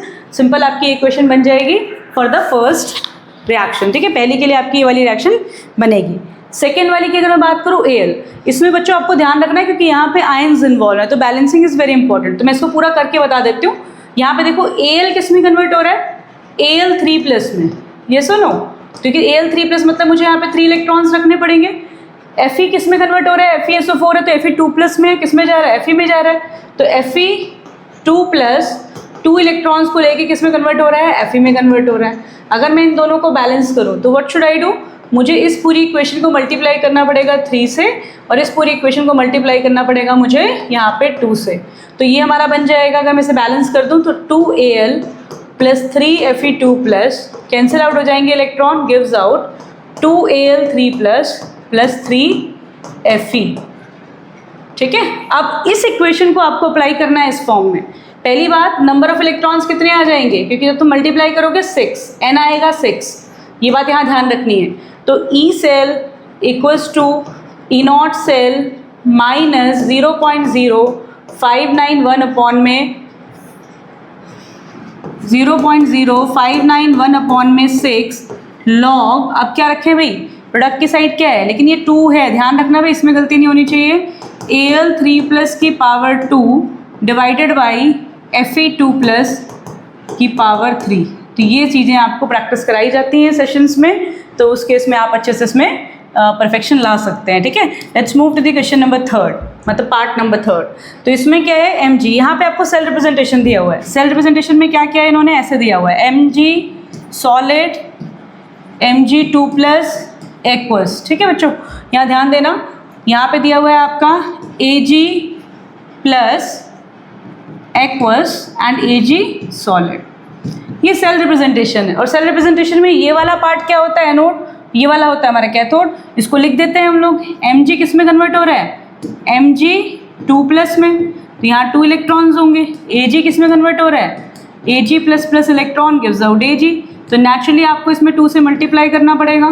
तो जब मल्टीप्लाई करोगे तुम्हारा यहाँ से ये इक्वेशन आ जाएगी, Mg2Ag+ gives out Mg2+ + 2Ag, ठीक है भाई, ये क्वेश्चन आ जाएगी। अब इसको आप सिंपली अप्लाई करेंगे। अप्लाई डायरेक्ट मैं यहाँ लिख देती हूँ, इसको अगर मैं करूँगी तो मैं यहाँ लिख रही हूँ, तो क्या बनेगा हमारा, E cell = E0 cell - 0.0591 upon में 2 log, प्रोडक्ट में क्या आ रहा है, Mg2+ और रिएक्टेंट में क्या आ रहा है, Ag+ की पावर 2। तो hopefully this would be the way of doing this, तो आप इसे कर सकते हैं। तो यहाँ पे hopefully clear to all of you, ठीक है, आपको क्लियर हो गया ये, तो इसे अच्छे से करके देखना। बाकी प्रैक्टिस सेशन में आपको चीज़ें कराई जाएंगी तो आप उसे भी अच्छे से देख सकते हैं, ठीक है। चलो भाई, और कमेंट बॉक्स में मुझे लिख देना जो जो आपकी प्रॉब्लम्स है, आप मेंशन करो, तो definitely I will try to give you solution for that also. अगर आपके कोई टॉपिक्स वीक हैं, जिस टॉपिक में आप स्पेशली चाह रहे हैं कि भाई आप मैम आप हमें इस टॉपिक्स में हेल्प करो, तो डेफिनेटली मैं उस टॉपिक को हाईलाइट करके आपके लिए ज़रूर प्रेजेंट करूँगी, ठीक है। और जो भी आपका इसके अकॉर्डिंग जहाँ पे अभी इस क्वेश्चन सोल्यूशन में जहाँ डाउट रह जाए वो भी आप मेंशन करो, ठीक है, कमेंट बॉक्स में लिख देना, ठीक है भाई। चलो आगे बढ़ते हैं। नेक्स्ट अगर हम बात करें तो मैं अब इसको रिमूव कर रही हूँ, ये तीनों आपने नेक्स्ट क्वेश्चन देख ली होगी। तो now I am going to remove it, you can take it screenshot, है ना, you can take screenshot definitely. चलो भाई, now I am going to remove it. देखो भाई, अब देखो यहाँ पे हम लोग बात करेंगे again organic chemistry, toluene on treatment with Cl2 in sunlight and dark. जब भी आपको हेलो एल्केन चैप्टर करना होता है बच्चों, तो क्वेश्चन नंबर 24 का फर्स्ट पार्ट, तो आई ऑलवेज टेल स्टूडेंट्स कि भाई आप इस चीज़ को ध्यान रखना, ये कंसेप्ट आपका क्लियर होना चाहिए। ये है आपका टोलुइन, अगर मैंने यहाँ पे Cl2H की प्रेजेंस में डाला, सनलाइट के प्रेजेंस में, तो हमेशा हमारा यहाँ पे चेन में सब्स्टिट्यूशन होगा, और ये हमारा होता है free radical substitution, free radical substitution, ठीक है। और अगर हमने यही डार्क में डाला, in case of dark, then what happens, यहाँ पे क्या हो जाता है, ये हमारा यहाँ पे इलेक्ट्रोफिलिक सब्स्टिट्यूशन होगा और ऑर्थो और पैरा क्लोरो प्रोडक्ट्स बनेंगे, ठीक है। तो ये बनता है, तो ये क्या है, this is electrophilic substitution, this is electrophilic substitution reaction, okay, तो ये हमारी इलेक्ट्रोफिलिक सब्स्टिट्यूशन कैटेगरी में आएगी। तो ये क्वेश्चन बिल्कुल एज इट इज इन्होंने पूछा हुआ है। क्या पूछ रहे हैं देखो भाई, toluene on treatment with Cl2 in sunlight gives benzyl chloride, whereas on treated with this in dark this give ortho chloro and parachlorobenzene. यही क्वेश्चन पूछा हुआ है इन्होंने। तो आप सिंपल से बता सकते हैं कि जब ये यहाँ पे ये वाला प्रोडक्ट बन रहा है उसके इसमें फ्री रेडिकल सब्स्टिट्यूशन हो रहा है ना, और अगर तुम्हारा ये वाला प्रोडक्ट बन रहा है तो उसके इसमें कौन सा सब्स्टिट्यूशन हो रहा है, इलेक्ट्रोफिलिक सब्स्टिट्यूशन हो रहा है। तो आप इस तरह से कंसेप्चुअली इसको कर सकते हैं। Finkelstein, very popular reaction. Finkelstein reaction is carried out in presence of dry acetone. तो देखो भाई, फिंकलस्टीन रिएक्शन क्या होती है, RX की रिएक्शन हमें करनी होती है NaI, हम यहाँ पे सॉल्वेंट लेते हैं ड्राई एसीटोन। क्या यूज़ करते हैं, ड्राई एसीटोन। तो इससे हमारा क्या होता है, हमारा यहाँ पे अल्काइल आयोडाइड बनते हैं और यहाँ पे NaX आपका निकल जाएगा। तो भैया जो NaX है ना, यहाँ पे X क्या है, ये हमारे Br या फिर Cl लिए जाते हैं। तो ये ड्राई एसीटोन होता है ना, ड्राई एसीटोन में अगर हम बात करते हैं तो ये जो हमारे NaX होते हैं ना, जो NaBr वगैरह ले रहे हो, ये प्रेसिपिटेट आउट हो जाते हैं और जब ये प्रेसिपिटेट हो जाएंगे तो इनको हम अलग कर देंगे। To separate NaX from NaI, तो हम यहाँ पे ड्राई एसीटोन यूज़ करते हैं, क्योंकि ड्राई एसीटोन में NaBr का क्या हो जाएगा, प्रेसिपिटेट बन जाएगा, और हम फिल्टर करके अपने हमारा प्रोडक्ट क्या बनाना है, हमें अल्काइल आयोडाइड बनाना है। तो अल्काइल आयोडाइड जो होगा वो इनसॉल्युबल होता है और ये वो सॉल्युबल होगा और ये हमारा प्रेसिपिटेट अलग हो जाएगा इसका NaX का। तो इसीलिए हम यहाँ पे ड्राई एसीटोन का यूज़ करते हैं। Neopentyl chloride has lower boiling point than isopentyl chloride. भाई सिंपली बताया जाता है, बॉइलिंग पॉइंट में हमेशा आपको बताया जाता है कि boiling point decreases with increase in branching.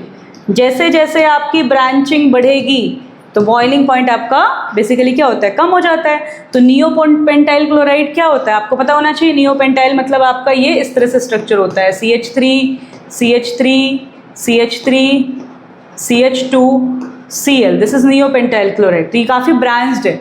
और ये क्या हो गया, आइसोपेंटाइल क्लोराइड। तो आइसोपेंटाइल में आइसो ग्रुप होता है, आइसो ग्रुप में तुम्हारा यहाँ पे ऐसे लगा दो CH3 आगे कार्बन इंक्रीज करो CH2 Cl, तो this is isopentyl chloride, right. तो अब इसमें किसमें ब्रांचिंग ज़्यादा है, इसमें ब्रांचिंग ज़्यादा है, more branching, more spherical structure, less surface area, less boiling point, right. As branching increases surface area decreases, hence boiling point also decreases. So you should know the concept. This is definitely concept based question. Okay, let's move ahead. Now we are on the question number 25. Question number 25 क्या कह रहा है बच्चों, यहाँ पे कह रहे हैं which of the following element will exhibit similar magnetic moment and magnetic behavior and why। भाई देखो कौन से element similar magnetic behaviour show करेंगे। सिमिलर मैग्नेटिक बिहेवियर शो करने के लिए उनका बेसिकली अनपेयर्ड इलेक्ट्रॉन और पेयरिंग सेम होनी चाहिए। पेयर्ड इलेक्ट्रॉन्स और अनपेयर्ड इलेक्ट्रॉन्स पे डिपेंड करता है मैग्नेटिक बिहेवियर। तो डेफिनेटली इसमें क्या होता है, अगर तुम्हारा सिमिलर इलेक्ट्रॉनिक कन्फिग्रेशन है तो उस केस में तुम्हारा क्या होता है, तुम्हारा वो ऑलमोस्ट सेम होता है क्या, मैग्नेटिक बिहेवियर। तो अब आपको दिख रहा है, अगर मैं देखूँ यहाँ पे एक दिया है इन्होंने मैग्नीशियम, तो मैग्नीशियम तुम्हारा S ब्लॉक एलिमेंट है, chromium and iron and basically molybdenum. तो हमें पता है क्रोमियम हमारा और मोलिब्डेनम ये दोनों हमारे सेम फैमिली से, सेम ग्रुप से बिलोंग करते हैं। तो इन दोनों का केस में अगर मैं क्रोमियम की बात करूँ तो इस केस में हमारा आता है कन्फिग्रेशन Ar3d5 4s1, और मोलिब्डेनम की बात करेंगे तो इस केस में भी हमारा यहाँ पे आएगा Kr4d5 5s1। तो since number of unpaired same है electron, number of unpaired electron दोनों में 6 है, तो डेफिनेटली इनका मैग्नेटिक बिहेवियर सेम होगा। तो सेम इलेक्ट्रॉनिक कन्फिग्रेशन, इसलिए मैग्नेटिक बिहेवियर इनका सेम होगा, राइट। नेक्स्ट है form white salt and why. कौन से इसमें व्हाइट सॉल्ट बनाएंगे, zinc, scandium, nickel and vanadium.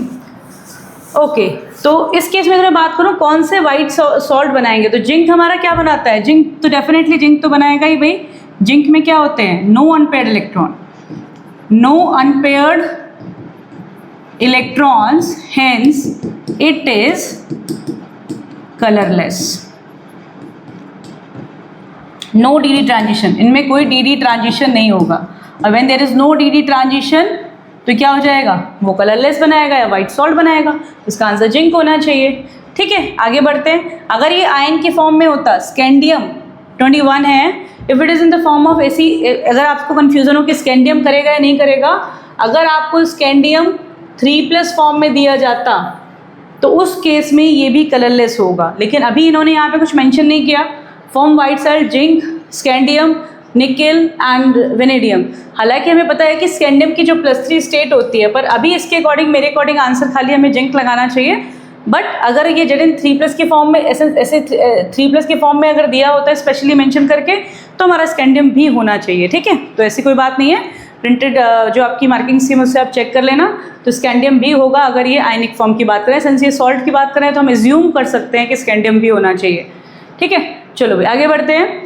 Question number 26 क्या कह रहा है? Question number 26, arrange the products obtained in the following cases in the increasing order of पीके।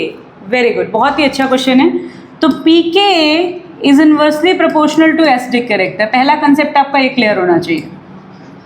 ठीक है, हमें क्या करना है, इन सबके प्रोडक्ट्स देखने पड़ेंगे और इनके प्रोडक्ट का हमें नेचर के अकॉर्डिंग उसको लगाना पड़ेगा। जितना ज़्यादा एसिडिक कैरेक्टर होगा, आई रिमूव दिस, जितना ज़्यादा एसिडिक कैरेक्टर होगा उतना कम पीके होगा। ये बात हमें पता होनी चाहिए। तो चलो देख लेते हैं क्या क्या बन रहा है हमारा। Oxidation of ethanol in presence of acid. अच्छा ठीक है, तो ये तो सिंपल हमारा, अगर तुम्हारे पास CH3 CH2OH है तो तुमने इसका ऑक्सीडेशन करा तो क्या बन जाएगा, सिंस हमारा K2 Cr2O7 लिया हुआ है एसिडिक फॉर्म में, तो इसके लिए तुम्हारा बन जाएगा CH3 COOH। ठीक है, ये तुम्हारा बन गया पहला। सेकेंड क्या है, reaction of propanoic acid with Br2 in presence of red phosphorus. ये HVZ रिएक्शन है भाई, CH3 CH2 COOH। अब आपने यहाँ पे दिया रेड फॉस्फोरस एंड हेलोजन, तो ये बहुत ही पॉपुलर HVZ रिएक्शन होती है, इट्स क्वाइट पॉपुलर। तो क्या बनेगा, CH3 अल्फा हेलो बनते हैं इसमें। ठीक है, ये बन जाएगा। थर्ड क्या है, reaction of isopropyl magnesium bromide. Okay, ये भी again important reaction, CH3 CH CH3 MgBr। When we treat this with CO2 तो हमारा यहाँ पे एसिड बन जाता है, और एसिड हमारा बनेगा इस तरह से CH3 CH3 COOH की फॉर्म में, राइट। ये हमारा प्रोडक्ट बनेगा। तो ये हमारा नेक्स्ट एसिड हो गया।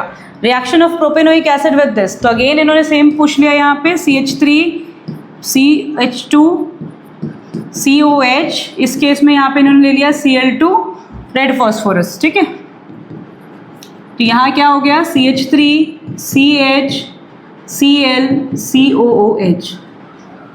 ओके, तो अब हम यहाँ पे क्या करेंगे, इसको रेट हम मार्किंग कर लेते हैं, 1 2 3 और ये 4। ठीक है, अब आपको दिख रहा है कि कोई भी इलेक्ट्रॉन डोनेटिंग ग्रुप क्या करता है, एसिडिक कैरेक्टर को बढ़ा देता है, और कोई भी electron withdrawing group, donating group हमारा बेसिकली कम कर देगा, विड्रॉइंग ग्रुप क्या करता है, बढ़ा देता है। तो विड्रॉइंग ग्रुप आपको पता है Cl लगा है और ये लगा है Br, और इन दोनों से ये दोनों ज़्यादा होने चाहिए एसिडिक। सबसे ज़्यादा एसिडिक कौन सा होना चाहिए, सेकेंड। तो जो सबसे ज़्यादा एसिडिक होगा सबसे पीछे होगा। उसके बाद एसिडिक क्या होना चाहिए आपका, ये 4th। उसके बाद यहाँ पे क्या आना चाहिए तुम्हारा, ये वाला एसिड वाला जो होगा ये हमारा, इसमें डोनेटिंग ग्रुप नहीं है, तो यहाँ पे तुम्हारा 1 आना चाहिए, और फिर तुम्हारा यहाँ पे आना चाहिए बेसिकली 3rd। तो भाई देखो, ये मैंने पीके के ऑर्डर में लगाया। रिमेंबर मैंने क्या किया, पहले मैंने इसके एसिडिक कैरेक्टर देखे, किसका एसिडिक कैरेक्टर ज़्यादा होना चाहिए, उसका रिवर्स कर दिया ऑर्डर। इन्होंने पूछा है यहाँ पे, ध्यान देना, इन्होंने कहा है इंक्रीजिंग ऑर्डर ऑफ पीके, तो पीके इस तरफ को बढ़ेगा, एसिडिक कैरेक्टर इस तरफ को बढ़ेगा, राइट। ये हमारा एसिडिक कैरेक्टर का ऑर्डर, ये हमारा पीके का ऑर्डर है। ओके, चलो भाई नेक्स्ट आता है 27th question. If we talk about this question, अगर हम इस क्वेश्चन के बारे में बात करेंगे तो इस केस में देखो क्या होने वाला है, butane 2-on and 3 pentane 3-ol। ठीक है, आपको ये बनाना है, तो फटाफट बनाते हैं हम लोग यहाँ पे। तो what is butane 2-on, CH3 CH2 CO CH3, this is butane 2-on। किस में कन्वर्ट करना है आपको, 3 मिथाइल पेंटेनॉल, 1 2 3 4 5। अब क्या है, 3 पे मिथाइल है, 3 पे ऑल है। ओके, तो 3 पे ऑल हो गया, 3 पे मिथाइल हो गया, तो हमारा ये वाला कंपाउंड आपको बनाना है, CH2 CH2 और ये CH3। ठीक है, 3 methyl pentane 3-ol and butane 2-on, आपका ये वाला प्रोडक्ट दिया है। तो भाई क्या बना, कैसे बनेगा भाई, तो आपको दिख रहा है कि कीटोन से आपको अल्कोहल बनाना है, तो डेफिनेटली कौन सी रिएक्शन होगा, ये ग्रिग्नार्ड एजेंट वाली, वेरी वेरी पॉपुलर कंसेप्ट। ठीक है, बहुत अच्छे से पढ़ाया जाता है।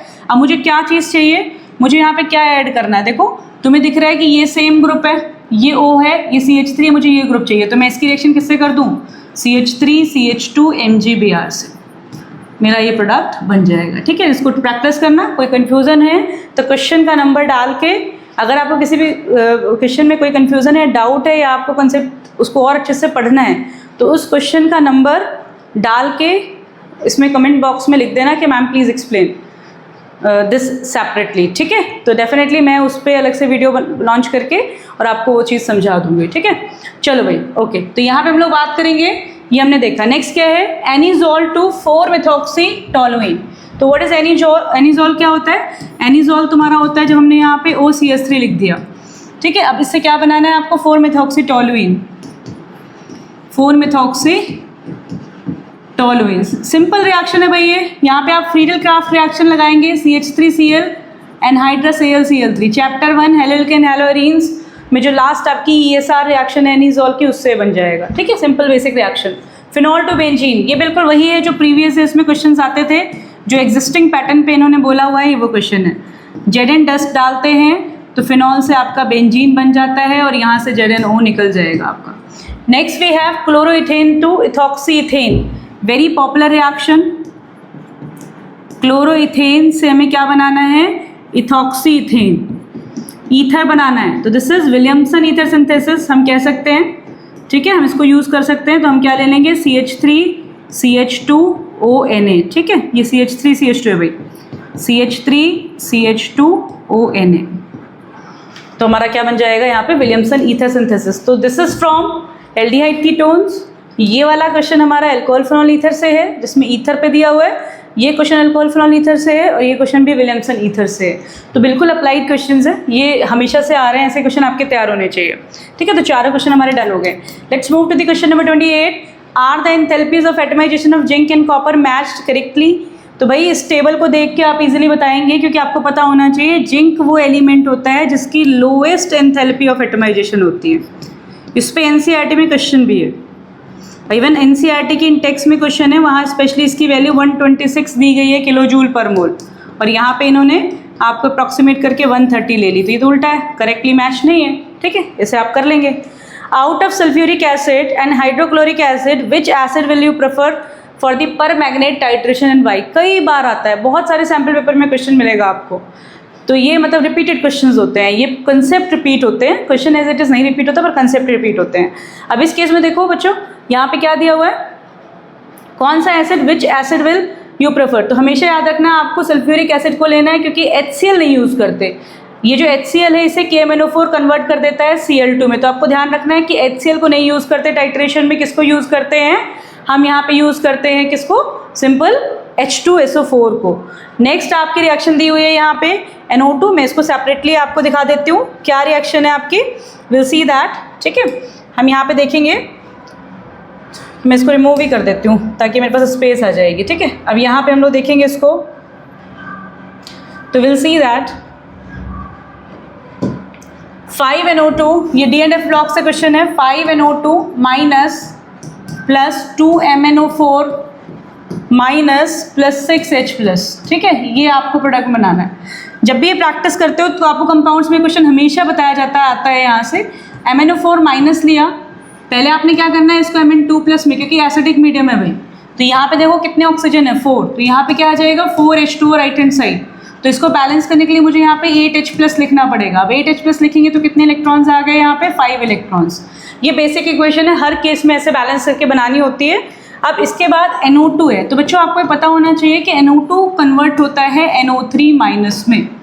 ठीक है, इसको हम डायरेक्ट बैलेंस कर लेंगे, NO3 माइनस में कन्वर्ट होता है। अब हम इसके अकॉर्डिंग देखेंगे कितने आपको दिख रहे हैं, यहाँ पे ऑक्सीजन की एक की कमी दिख रही है, तो यहाँ पे मैंने यहाँ पे लिया सिंपली। मैं इसको भी डायरेक्ट बैलेंस करूँगी, अभी हम इतना टाइम नहीं लेंगे, आप इसको सेपरेट बैलेंस करो, और हम इसको भी डायरेक्ट यहाँ पे लिख देते हैं with this concept. I will just right directly, इसको आप प्रैक्टिस सेशन में देखना अलग से। तो यहाँ पे क्या दिया हुआ है, क्या बन जाएगा आपका, ये NO3 माइनस में हो जाएगा, 5NO3 minus plus Mn2 plus 2 दिया है तो ये 2 ही आएगा, प्लस यहाँ पे आपके आ जाएंगे H2O। ठीक है, H2O हम लिख लेंगे, कितने हमारे बनते हैं हम इसको बैलेंस कर लेंगे। और H प्लस तुम्हारे 6 दिए हैं, तो मैं एक काम करती हूँ यहाँ पे 3H2O लिख देती हूँ। तो now it is balance equation. Simple, हमने इससे ही बैलेंस कर ली, बस ये पता होना चाहिए इसमें कन्वर्ट हो रहा है। मैं इसको अगेन सेपरेटली लिख देती हूँ। देखो भाई, आप ऐसे करो, आपको दिख रहा है ये किस में कन्वर्ट होता है, NO3 माइनस में, ठीक है। ये किस में कन्वर्ट होता है, Mn2 प्लस में। अब ये 2 है तो बैलेंस करने के लिए 2 ही होगा, ये 5 है तो यहाँ 5 होगा, और यहाँ पे बाकी H2O निकलते हैं। कितने H हैं, और तो कहीं H है नहीं, तो यहाँ पे 3H2O कर दो, इट इज़ बैलेंस। तो डायरेक्ट आप कर सकते हैं इसको। तो ऐसे आप स्ट्रैटेजिकली होके काम करेंगे तो डेफिनेटली आपका फुल स्कोर बनेगा। Let's move ahead, next question की तरफ चलते हैं। बहुत ही अच्छा क्वेश्चन, ये क्वेश्चन है जिसको देख के बच्चे कई बार डर जाते हैं कि पता नहीं क्या पेपर में पूछा है। ये वाला क्वेश्चन मैं रेट करूँगी कि इन्होंने थोड़ा अच्छा क्वेश्चन बनाया हुआ है और ये बढ़िया क्वेश्चन है। अगर आप ढंग से करेंगे, प्रैक्टिस करेंगे केस बेस, तभी आप इसे अच्छे से आप कर पाएंगे, ठीक है। तो डेफिनेटली देखते हैं। तो बच्चों, जब भी ये आए ना ऐसे टॉपिक से, थोड़ा इसको रीड आउट करो। ऐसा नहीं कि बिल्कुल इसे इग्नोर करना है, इसे रीड आउट करो, इसे समझो ये क्या कहना चाह रहे हैं, कौन से कंसेप्ट इन्होंने यूज़ किए हैं। इलेक्ट्रिकल कंडक्टिविटी के बता रहे हैं, ये हाईली आयनाइज सब्सटेंस आपके स्ट्रॉन्ग इलेक्ट्रोलाइट होते हैं, ये सारा जनरल नॉलेज इसमें दिया जाता है। यहाँ पे इन्होंने ये बेसिकली एक सेल दिखाया हुआ है आपको, रेड एलईडी, ग्रीन एलईडी की लाइट्स दिखाई हुई हैं, और उसी पे इन्होंने क्वेश्चन बनाया हुआ है। इन्होंने यहाँ पे टेबलर फॉर्म में बता दिया, कंडीशंस बता दी हैं। तो जब आप इसको देखेंगे ना, तो इस क्वेश्चन को मैं अभी सॉल्व करवाती हूँ आपको, कैसे आपको करना है इसको। देखो भाई, I'll just make some space, then I'll let you know. Okay, चलो भाई, देखो इन्होंने यहाँ पे क्या बताया, ये कंडीशंस इन्होंने बताई हैं कि ये कंडीशन आपको ध्यान रखनी है जब भी आप क्वेश्चन सॉल्व करेंगे। रेड ऑफ है, अगर दोनों ऑफ आ रही हैं तो लो कंडक्टिविटी, अगर ये डिम और ये ऑफ है तो भी लो है, अगर ये मीडियम और ये ऑफ है तो मीडियम हो गया। तो यहाँ पे इन्होंने कुछ कंडीशंस बताई हुई हैं। तो लेट्स चेक द क्वेश्चंस, कैसे क्वेश्चन इन्होंने यहाँ पे पूछे हुए हैं। पहला क्वेश्चन पूछा है, is it possible to identify whether the solution is 1 molar NaOH और 1 मोलर HCl। आप क्या बता सकते हैं यूजिंग कंडक्टिविटी मीटर। तो इस कंडक्टिविटी मीटर को देख के क्या हम ये बात प्रेडिक्ट कर सकते हैं कि whether it is 1 molar NaOH 1 molar HCl। तो भाई एक बात समझो, HCl भी एक स्ट्रॉन्ग इलेक्ट्रोलाइट है, NaOH भी एक स्ट्रॉन्ग इलेक्ट्रोलाइट है, ये भी स्ट्रॉन्ग इलेक्ट्रोलाइट है और ये भी स्ट्रॉन्ग इलेक्ट्रोलाइट है, और दोनों की 1 मोलर कॉन्सेंट्रेशन है। तो no, we can not predict. दोनों की कंडक्टिविटी सेम आएगी। जब हमारी दोनों की कॉन्सेंट्रेशन सेम है, दोनों का नेचर सेम है, तो दोनों के केस में हम इनको कंडक्टिविटी मीटर से हम इसे डिस्टिंग्विश नहीं कर सकते। तो इसका आंसर आएगा no, we can not do it because both are strong electrolyte. What is the possible pH value of the solution if glow with the green LED is medium and red LED glow very brightly? पहले देखो कहाँ है, green medium और वो very bright. अच्छा, red LED आपकी very bright है और ग्रीन आपकी मीडियम है, मतलब इन्होंने इस कंडीशन की बात की। तो अगर इस कंडीशन में तो हमारी कंडक्टिविटी कैसी है, वेरी हाई। कंडक्टिविटी हाई कब होगी भाई, या तो वो स्ट्रॉन्ग एसिड हो या फिर वो स्ट्रॉन्ग बेस हो। ये बात समझ में आ रही है। कंडीशन इन्होंने ये वाली पूछी कि ग्रीन LED आपकी मीडियम चल रही है और आपकी जो रेड LED है वो वेरी ब्राइट जल रही है। बच्चों इसको एक बार रीडिंग करना है डिटेल में, ठीक है। अच्छे से आप सिंपल पेपर लेके इसको डाउनलोड करके आप इसे अच्छे से देखना, then you will come to know. Simple इन्होंने यहाँ पे केसेस बताया हुआ है, रीड आउट करना है इसको। अब इसके बाद क्या है, यहाँ पे वेरी ब्राइट और वेरी मीडियम इन्होंने दे दिया, तो ये कंडीशन है। अब हम देखते हैं क्या पूछ रहा है question. What is the possible value, pH value of solution if glow of green LED is medium and red LED glows very brightly? तो सिंपल सी बात है, पता चल गया हमारा कैसा इलेक्ट्रोलाइट है, हमारे स्ट्रॉन्ग इलेक्ट्रोलाइट है ये, और स्ट्रॉन्ग इलेक्ट्रोलाइट है तो pH कैसी होगी। आपको पता है कि अगर मेरे पास कोई स्ट्रॉन्ग एसिड होगा तो pH क्या होनी चाहिए, लेस देन, मतलब 7 जो होता है स्केल हमारा क्या होता है, 0 से लेके 14 तक का होता है। तो हाई पे हमारे क्या होते हैं, स्ट्रॉन्ग बेस होते हैं हाई pH के, और लो pH के हमारे क्या होते हैं, स्ट्रॉन्ग एसिड्स होते हैं। तो तुम्हें क्या देखना है कि अगर तुम्हारे पास कोई स्ट्रॉन्ग एसिड होगा तो उसकी pH काफ़ी लो होगी, और अगर हमारा कोई स्ट्रॉन्ग बेस है तो हमारा स्ट्रॉन्ग वो हाई होगी। तो आपको चल रहा है हाई कंडक्टिविटी है, मतलब स्ट्रॉन्ग एसिड और बेस हो सकते हैं। अब इन्होंने यहाँ पे क्या दिया, 1। हाँ, ये स्ट्रॉन्ग एसिड का केस हो सकता है, 13 भी हो सकता है, 5 और 8 मीडियम रेंज में आएंगे, तो ये नहीं होने चाहिए। तो इसका आंसर क्या होना चाहिए, 1। मतलब इन्होंने क्या पूछा था, सिंपली इन्होंने पूछा था, इन्होंने आपको कहा कि जो कंडक्टिविटी मीटर है उसमें दोनों लाइट की कंडीशंस बता दी कि एक ब्राइटली चल रही है, एक मीडियम चल रही है। तो उससे आपने आइडेंटिफाई किया कि किस तरह की कंडक्टिविटी है। अब उस कंडक्टिविटी के बेसिस पे आपकी जो बेसिक कंसेप्ट है उसके अकॉर्डिंग आपने यहाँ आइडेंटिफाई किया कि कितना कितना आपका कैसा मतलब pH होनी चाहिए, उसके अकॉर्डिंग आपने इसको शॉर्ट आउट कर लिया। Write down the observation if conductometer is dipped in distilled water. तो ये आप चॉइस पे क्वेश्चन है, आप इसे इजीली कर सकते हैं क्या ऑब्जर्वेशन आएंगे डिस्टिल्ड वाटर में डालेंगे तो? डिस्टिल्ड वाटर का मतलब pH 7 हो गई, तो यानी कि आपकी एवरेज सा हो गया, ये लो वाली कंडीशंस आ जाएंगी, आप दिखा सकते हैं इसमें से, ठीक है। तो ये आप कर लेंगे easily question. Next we have refer to the table given below and draw the molar conductivity versus concentration curve for solution A and B। अब अगेन इन्होंने यहाँ पे लाइट की सिचुएशन बता दी, A ब्राइट है और ये डिम है, और ये डिम है और ये ऑफ है। तो लेट्स चेक A में क्या है, ब्राइट और डिम। तो when we have this bright और डिम, ये ब्राइट और ये डिम है, तो यहाँ पे क्या हो गई, हाई कंडक्टिविटी। और दूसरे वाले में क्या थी आपकी, दूसरे वाले में क्या थे आपके, डिम एंड ऑफ, ठीक है। तो ये कंडीशन आपकी बता रही है कि कैसा है, स्ट्रॉन्ग इलेक्ट्रोलाइट है, और ये कंडीशन आपकी क्या बता रही है, वीक इलेक्ट्रोलाइट है। तो भाई ये आपको इलेक्ट्रोकेमिस्ट्री में पढ़ाया जाता है स्ट्रॉन्ग इलेक्ट्रोलाइट और वीक इलेक्ट्रोलाइट का लैम्डा एम का मोलर कंडक्टिविटी वर्सेस कंसंट्रेशन का ग्राफ। स्ट्रॉन्ग इलेक्ट्रोलाइट के लिए ऐसा आएगा, वीक के लिए हमारा ऐसे स्टीप इंक्रीज आता है। This is for A and this is for B. Last to last year इन्होंने यहीं से क्वेश्चन पूछा हुआ है, इन्होंने यहाँ पे आपसे इस तरह से ग्राफ दे दिया था और पूछा था कि भाई कौन सा हमारा बेसिकली स्ट्रॉन्ग होगा, कौन सा वीक होगा। एक बार इन्होंने पूछा अभी लेटेस्ट प्रीवियस ईयर्स में कि भाई मतलब आपकी एक मतलब सोल्यूशन है जिसकी एकदम से मल्टीपली इंक्रीज हो जाती है, तो ये चीज़ अंडरस्टैंडिंग है। तो आपका जो वीक इलेक्ट्रोलाइट होता है उसकी में शार्प इंक्रीज आ जाता है एकदम मोलर कंडक्टिविटी में, ठीक है। सो थोड़ा अच्छे से ड्रॉ करेंगे, ठीक है। अभी तो ये हमारा प्रैक्टिस सेशन चल रहा है, सिंपल हम इसको सीधे अच्छे से ड्रॉ करेंगे, ठीक है। ये हो गया हमारा लैम्डा एम, ओके। तो ये हमने यहाँ पे सॉल्व किया क्वेश्चन, जो कि काफ़ी अच्छा क्वेश्चन है। I would rate it very good question. Concept है, without concept you can't do that. तो ये अच्छा क्वेश्चन था, काफ़ी अच्छा केस बेस दिया हुआ है इन्होंने।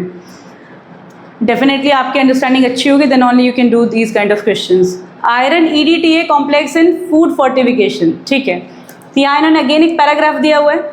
अब यहाँ पे इन्होंने EDTA लिया हुआ, तो पहले सबसे पहले तो मैं आपको बताना चाहूँगी व्हाट इज़ EDTA। EDTA क्या होता है, उसके बाद हम लोग क्वेश्चंस देखेंगे।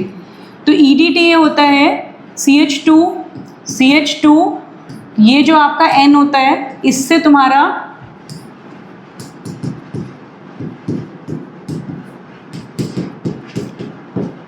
ये एक हेक्साडेंटेट लिगेंड होता है।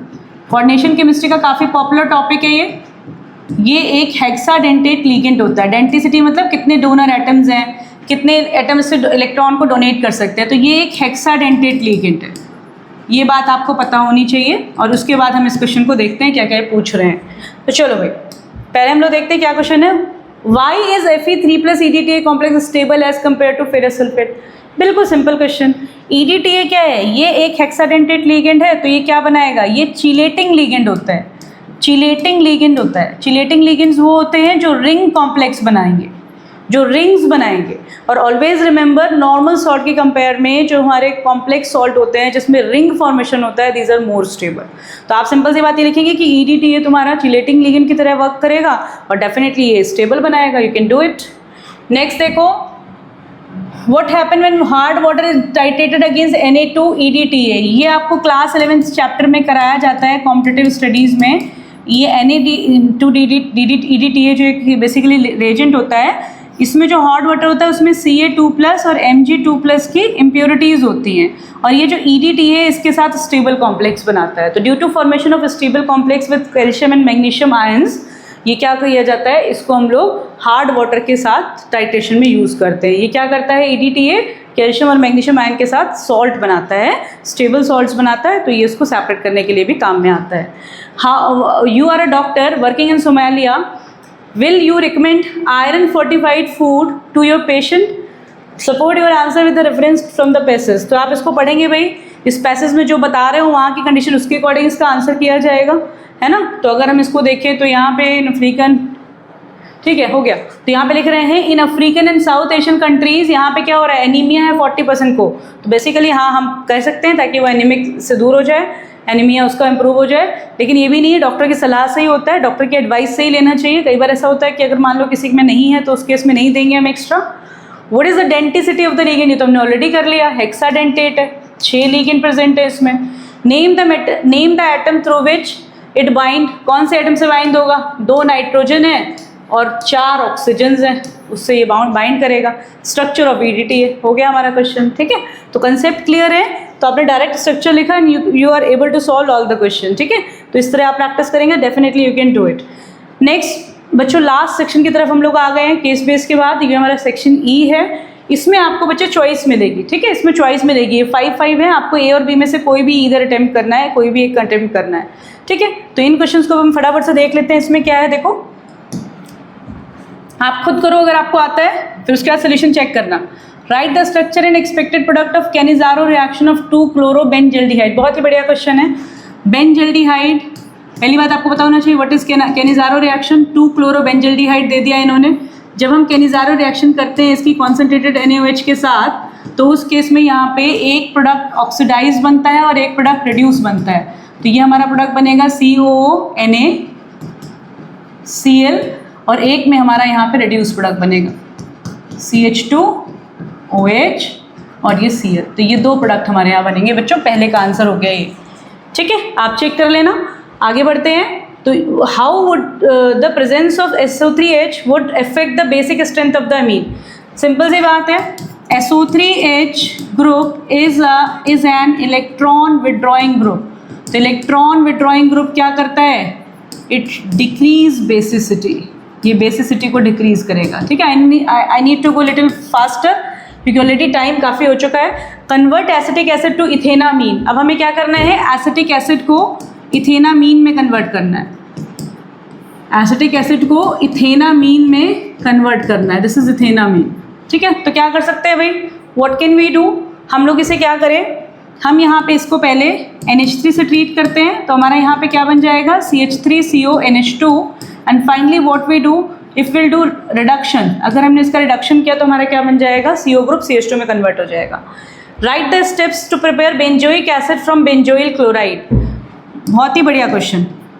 बेंजोइल क्लोराइड से बेंजोइक एसिड, आप एक रिएक्शन पढ़ेंगे रोजनमुंड रिएक्शन एल्डिहाइड के प्रिपरेशन में।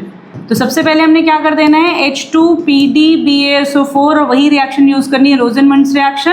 तो ये तुम्हारा CHO में कन्वर्ट हो जाता है एंड फाइनली हम इसको क्या करेंगे, ऑक्सीडाइज कर देंगे and we will get our acid. हमारा क्या बन जाएगा, COOH, ठीक है। बेंजोइक एसिड में कन्वर्ट हो जाएगा। It's a conversion reaction. Give a chemical test to distinguish between propanal and propanone. तो प्रोपेनल है तुम्हारे पास CH3 CH2 CHO and propanone CH3 CO CH3। तो यहाँ पे भाई आप कौन सी रिएक्शन यूज़ कर सकते हैं, यहाँ पे आप सिंपली एक एल्डिहाइड और एक कीटोन है, आपको पता है टॉलेंस रिएजेंट, टॉलेंस टेस्ट हम यहाँ पे यूज़ कर सकते हैं। टॉलेंस रिएजेंट जो होता है वो क्या करता है, वो हमारा एल्डिहाइड से रिएक्ट करेगा, कीटोन से नहीं रिएक्ट करेगा। तो ये टेस्ट आप यहाँ पे यूज़ कर सकते हैं, ठीक है। नेक्स्ट वी हैव और टाइप ऑफ क्वेश्चंस। तो अगर हम और को देखेंगे तो मैं नेक्स्ट में जाना चाहूँगी यहाँ से, तो आप स्क्रीनशॉट ले लो एक बार इसका, ठीक है। चलो लेट्स मूव अहेड। अब हम आगे बढ़ेंगे इस सेक्शन की तरफ जिसमें हमारा बी पार्ट है ये। Write the structure of expected product of Wolff Kishner reduction of two methyl butanal. तो इस क्वेश्चन में अगर मैं आपसे बताऊं तो ब्यूटेनल क्या है, CH3 CH2, this is what, two methyl butanal. तो 2 पे मिथाइल है और ये ब्यूटेनल है। इसको अगर मैंने क्या करा, वुल्फ किश्नर रिडक्शन किया। तो वुल्फ किश्नर रिडक्शन में होता है क्या बच्चे, CO ग्रुप हमारा CH2 में कन्वर्ट हो जाता है। तो CH3 CH2 CH CH3 और ये भी मेरा क्या हो जाएगा, CH3। तो this would be our product in case of Wolff Kishner. Wolff Kishner reduction में होता क्या है, रिएजेंट यूज़ करते हैं NH2 hydrazine KOH followed by ethylene glycol, ठीक है। ये रिएक्शन होती है, ये आप पढ़ते हैं प्रैक्टिस सेशन में जब हम पढ़ेंगे aldehyde ketones. How would the presence of CH3COH group affect the acidic strength. अभी मैंने आपको बताया कि SO3H this group is an electron withdrawing group, hence increase acidic character. ये क्या करेगा, एसिडिक कैरेक्टर को बढ़ा देगा, ठीक है। Third question, how would the presence of, okay that's fine, this was the third question. Second question, okay fine. Prepare acetic acid from ethanamine. आपको क्या बनाना है, CH3 CH2 NH2 से आपको क्या बनाना है यहाँ पे, एसिटिक एसिड CH3COOH। कैसे बनाएंगे भाई, इससे हम लोग एसिड हम कैसे बनाएं, अगर हम करें इसको तो व्हाट शुड बी डन, क्या कर सकते हैं आप यहाँ पे, तो ये तुम्हारा क्या है, अमीन दिया हुआ है, तो अमीन को अगर मैं यहाँ पे अल्कोहल में कन्वर्ट कर लूँ, तो आपको पता है अगर मैंने यहाँ पे इसकी रिएक्शन किससे करी, डाईएजोनियम सॉल्ट से करी, NaNO2 और HCl। डाईएजोनियम सॉल्ट हमारा जिस रिएक्शन में बनता है हमने वही HNO2 वाली रिएक्शन की यहाँ पे, तो ये हमारा बनाता है इथेनॉल। ये न्यू क्वेश्चन है भाई, दिस इज न्यू क्वेश्चन, अब पूछा गया है इन्होंने, इसको ऑक्सीडाइज करेंगे तो बनेंगे, इसको मैं इंपॉर्टेंट रेट करूँगी। ये न्यू पैटर्न पे क्वेश्चन है, ये क्वेश्चन इन्होंने कई सालों के बाद पूछा है इस पैटर्न का क्वेश्चन, ठीक है। नेक्स्ट देखो, convert aniline to benzoic acid. Aniline to benzoic acid, what is aniline, fourth हमारा क्या आ गया, एनिलीन। इसको हमें किस में कन्वर्ट करना है, बेंजोइक एसिड। कैसे बनाए भाई इसको, तो अगेन जब भी एनिलीन आए तो आपका एक बहुत फेवरेट कंपाउंड यूज़ होगा, कौन सा यूज़ होगा, डाइजोनियम सॉल्ट वाला आप यूज़ कर सकते हैं। इसे कई मेथड्स होते हैं, पर आपको जो इजी लगे, आपको इजीली याद हो, आप उसे फॉलो कर लो, ठीक है। अब जैसे मान लो अगर मैं कहूँ तो मैं किससे करूँगी, मैं कौन सा मेथड फॉलो करूँगी, तो I need to check it, ठीक है। तो मैं यहाँ पे ले लेती हूँ, चलो मैं सिंपली लेती हूँ यहाँ पे, सबसे पहले हमने यहाँ पे लिया डाइजोनियम सॉल्ट वाला, हमने यहाँ पे लिया NH2 दिया हुआ है, NaNO2 और HCl 0 to 5 डिग्री सेल्सियस। तो पहले मैं यहाँ पे बना देती हूँ डाइएजोनियम सॉल्ट N2 + X-, ठीक है। अब इसको अगर मैंने किससे ट्रीट किया, I treat with this CuBr और HBr, ठीक है, इससे मैंने ट्रीट किया, तो ये क्या हो जाएगा हमारा, यहाँ पे Br ग्रुप लग गया, ब्रोमोबेंजीन। इसकी रिएक्शन मैंने किससे कर दी, Mg से, ड्राई ईथर की प्रेजेंस में, तो यहाँ से मेरा बन गया ग्रिग्नार्ड रिएजेंट MgBr, और finally what I did, I am going to take here CO2 से ट्रीट करेंगे तो ये हमारा एसिड ग्रुप में कन्वर्ट हो जाएगा। You can use this method, ये आप आराम से कर सकते हैं। Otherwise you can get benzene first, then you can convert it to benzoic acid by another method, तो आप कोई भी मेथड यूज़ कर सकते हो, I would prefer this method, ठीक है। नेक्स्ट क्या है आपका, give a chemical test to distinguish between propanal and ethanal. तो जो फिफ्थ पार्ट है इसमें इन्होंने पूछा है propanal, CH3 CH2 CHO and CH3 CHO। बहुत ही बढ़िया question, I would rate this question wonderful question, क्योंकि यहाँ से आपका एक कॉम्पिटिटिव कंसेप्ट चेक होता है। बच्चे जनरली एल्डिहाइड कीटोन्स में डिफरेंस कर लेते हैं, हेलो फॉर्म में डिफरेंस कर लेते हैं। अब अगर हम बात करें तो इस केस में क्या होगा, तो डेफिनेटली यहाँ पे आपको हेलो फॉर्म लिखना है, टेस्ट हेलो फॉर्म रिएक्शन लिखेंगे आप। हेलो फॉर्म रिएक्शन क्यों लिखेंगे, क्योंकि ये तो हेलो फॉर्म टेस्ट देगा और ये नहीं देगा। हेलो फॉर्म टेस्ट के लिए कंडीशन होती है CH3CO। मैं प्रैक्टिस सेशंस में ये चीज़ें कराऊंगी डिटेल में, आप इस चैनल को सब्सक्राइब कर लो if you want to get complete knowledge. तो आपको बहुत अच्छी अच्छी चीज़ें यहाँ पे मिलने वाली हैं इस चैनल पे। This is new channel created for online students, ठीक है। तो अभी हमने इसको स्टार्ट किया है विद दिस फर्स्ट वीडियो, तो अगर आप इसे सब्सक्राइब करेंगे और इसमें जो भी अपनी डिमांड्स आप रखेंगे, definitely will try to prove give you solutions for that, okay. तो definitely I will discuss everything in last when will finish the video, okay. तो यहाँ पे सिंपली आपने देखा, तो यहाँ पे हमने ये सारे क्वेश्चंस डन किए, हमारा 31 पार्ट डन होता है। Next we have attempt either A और B। इसमें भी आपको A और B अटेम्प्ट करना है। इसमें देखो क्या कह रहे हैं ये, let us understand. Identify and give any one of the point of difference between protein present in the hair and protein present in the egg albumin। बहुत ही बढ़िया। प्रोटीन के दो टाइप बताए जाते हैं, एक होता है फाइब्रस और एक होता है ग्लोबुलर। तो ये तुम्हारा हेयर में प्रोटीन जो होती है वो केराटिन होती है, तो वो फाइब्रस टाइप की है, और इसमें जो प्रोटीन होती है वो आपकी तुम्हारी एल्बुमिन में तुम्हारी बेसिकली होती है ग्लोबुलर प्रोटीन। ये वाटर इनसॉल्युबल होती है, ये वाटर हमारी इनसॉल्युबल होती है। हेयर कैसे होते हैं, इनसॉल्युबल, और दिस इज वाटर सॉल्युबल। तो आप ये दो डिफरेंस लिख दो, सिंपल हो गई बात, खत्म। इन्होंने पूछा है any one point of difference, तो ठीक है, वो एक वाटर सॉल्युबल है, ये वाली वाटर इनसॉल्युबल होगी केराटिन, और ये वाली हमारी वाटर सॉल्युबल होगी। आपने नाम ही लिख दिया, that is more than sufficient, कि हेयर में आपकी फाइब्रस प्रोटीन होगी, और तुम्हारी जो नेक्स्ट है ये जो बेसिकली जो हमारा ये दिया हुआ है एल्बुमिन में, इसमें तुम्हारी ग्लोबुलर प्रोटीन होगी। ये डन हो गया। Next, both glucose and sucrose have aldehyde group, then why does glucose reduces failing solution but second sucrose is not? तो भाई सेकेंड का आंसर सिंपल है, बहुत अच्छे से बायोमोलिक्यूल में पढ़ाया जाता है। सुक्रोज हमारा एक नॉन रिड्यूसिंग शुगर है, it is a non reducing sugar because why? Because it does not have free aldehydic और कीटोनिक ग्रुप्स। इसमें फ्री एल्डिहाइडिक और कीटोनिक ग्रुप्स नहीं होते, ठीक है। नेक्स्ट वी हैव, ये हो गया why do amino acid behave as salt? क्योंकि अमीनो एसिड क्या होते हैं बच्चों, मैं ग्लाइसिन का एग्जांपल ले रही हूँ, तो अमीनो एसिड में दोनों ग्रुप होते हैं, एसिड ग्रुप भी होता है और बेसिक ग्रुप भी होता है। That's why they behave as salt, because of presence of both acidic and basic group they behave as salt. Simple answer. What chemical change takes place during curdling of milk? Curdling of milk अगर हमारा 5th question है, this was the first question. Curdling of milk की बात करें तो उसमें होता क्या है? कर्डलिंग ऑफ मिल्क में बच्चों क्या होता है, जो शुगर प्रेजेंट होती है मिल्क में, दैट इज लैक्टोज शुगर। तो लैक्टोज शुगर को जो बैक्टीरियाज होते हैं वो लैक्टिक एसिड में कन्वर्ट कर देते हैं, तो दैट्स वाई वहाँ पे क्या होती है, थिकनेस ऑफ मिल्क हो जाता है, और ये हमारा बेसिकली केमिकली चेंज आता है इसमें। Doctor advise a 50-year-old woman enough exposure to sunlight and addition of fish and egg yolk to her diet. What is the possible disease diagnosed by the doctor?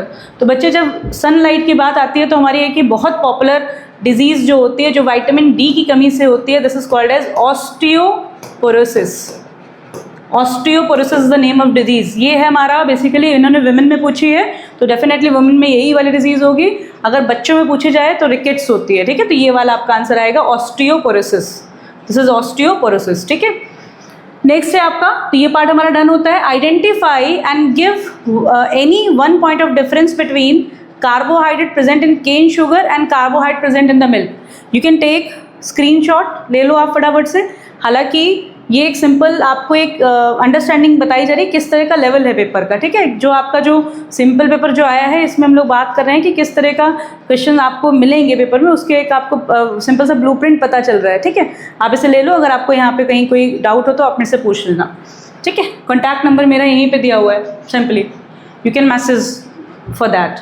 Identify and give any one point of difference between the carbohydrate present in cane sugar and carbohydrate present in the milk. आपको बताना है कि एक point of difference carbohydrate जो कि cane sugar में होता है और जो मिल्क में होता है। तो भाई बहुत ही बढ़िया क्वेश्चन, मैं इसको रिमूव करूँगी पहले, फिर हम सेकंड पार्ट की तरफ चलेंगे, यानी कि और वाले पार्ट की तरफ। तो आपको पता होना चाहिए फर्स्ट वाले में जो हमारा बेसिकली कार्बोहाइड्रेट केन शुगर में है वो है सुक्रोज, जो कि नॉन रिड्यूसिंग शुगर है, और इसमें मिल्क में कौन सा है, लैक्टोज, जो कि रिड्यूसिंग शुगर है। ये बता सकते हैं आप, ये आपका ग्लूकोज फ्रक्टोज से बना होता है, लैक्टोज तुम्हारा गैलेक्टोज और ग्लूकोज से बना होता है। You can write any one of difference, right. तो एक हो जाएगा। Second, glucose is an aldohexose and a monosaccharide which oxidising agent should be use to bring about oxidation of aldehydic. अच्छा, ओके। तो भाई देखो, जो ग्लूकोज होता है इसमें एक CHO ग्रुप प्रेजेंट होता है, मैं इसका शॉर्ट वाला फॉर्मूला लिख रही हूँ, CH4 और ये CH2OH है, राइट। तो अगर हमें केवल वो कह रहे हैं कि कौन सा इंडिकेट करता है कि इसमें एल्डिहाइडिक ग्रुप है, तो हम जब इसकी रिएक्शन ब्रोमीन वाटर से कराते हैं, which is a mild oxidising agent, ये एक माइल्ड ऑक्सीडाइजिंग एजेंट है। अगर हम यहाँ पे HNO3 यूज़ करेंगे वो दोनों को ऑक्सीडाइज कर देगा, प्राइमरी अल्कोहलिक को और एल्डिहाइड को। तो पर इन्होंने पूछा है कि कौन सा रिएजेंट आपकी प्रेजेंस ऑफ एल्डिहाइड को कंफर्म करता है, तो इस केस में तुम्हारा आंसर क्या आएगा, bromine water. That must be the right answer, right. Next देखो, amino acid predict whether the pH of this amino acid will be more than 7 और लेस देन 7। तो बच्चों ऐसे क्वेश्चंस में आपको अपने कंसेप्ट स्ट्रॉन्ग करने हैं। इन्होंने क्या कंपाउंड दिया है मैं यहाँ लिख देती हूँ, HC, फिर है CH2, फिर है CH, then we have NH2, then CH2, then COH, ठीक है भाई। यही क्वेश्चन दिया हुआ है। तो इसमें अगर हम लोग देखेंगे तो आपने क्या देखना होता है, number of COH group and amino group. अगर ये इक्वल है तो अमीनो एसिड न्यूट्रल होता है। If COH group is more than 1, मतलब दोनों से न्यूट्रल होने से ज़्यादा है तो वो एसिडिक हो जाता है। अगर अमीनो ग्रुप ज़्यादा है तो बेसिक हो जाता है। तो आपको यहाँ पे क्या चीज़ एक्स्ट्रा दिखाई दे रही है, एक COH ग्रुप एक्स्ट्रा दिखाई दे रहा है। तो सिंस CO ग्रुप है तो ये अमीनो एसिड कैसा हो जाएगा, नेचर में स्लाइटली एसिडिक हो जाएगा। तो एसिडिक का मतलब pH कितनी होनी चाहिए, pH must be less than 7, it should be less than 7, क्योंकि वो एसिडिक है तो एसिडिक की pH क्या होती है, लेस देन 7 होती है। तो सारा कंसेप्चुअल बेस्ड क्वेश्चन है। Name 2 major molecular shapes formed due to folding of secondary structure of protein. जब प्रोटीन का सेकेंडरी स्ट्रक्चर बनता है बच्चों तो उस केस में आपका सिंपली दो तरह के स्ट्रक्चर बनते हैं, एक होता है अल्फा हेलिक्स और दूसरा होता है बीटा प्लीटेड शीट। ये दो स्ट्रक्चर आपको पढ़ाए जाते हैं, इसकी डिटेल पढ़ाई जाती है बायोमोलिक्यूल्स चैप्टर में, ठीक है, तो वहाँ आपको पढ़ना है ये। नेक्स्ट है आशीष gums bleed frequently. The doctor's prescription mentioned that Ashish is suffering from scurvy. Help him to identify 2 food sources to help him recover faster. It's very easy. अगर bleeding gums होता है तो आपका क्या होता है, आपको स्कर्वी डिजीज़ हो जाती है, विटामिन सी की कमी से ये होती है और स्कर्वी डिजीज़ हो जाती है, तो आपको सिट्रस फ्रूट लेने होते हैं, है ना, खट्टे फ्रूट्स आप लेंगे इसको रिकवर करने के लिए, राइट। तो ये हमारे यहाँ पे इस वाला 32 क्वेश्चन का सॉल्यूशंस होंगे। Let's move to the last question, 33 question अब हम यहाँ पे सॉल्व करेंगे। और यहाँ पे हम देखते हैं इन्होंने यहाँ पे कौन से चैप्टर से लिया हुआ है इसको। It is from the kinetics, ये काइनेटिक वाला चैप्टर है।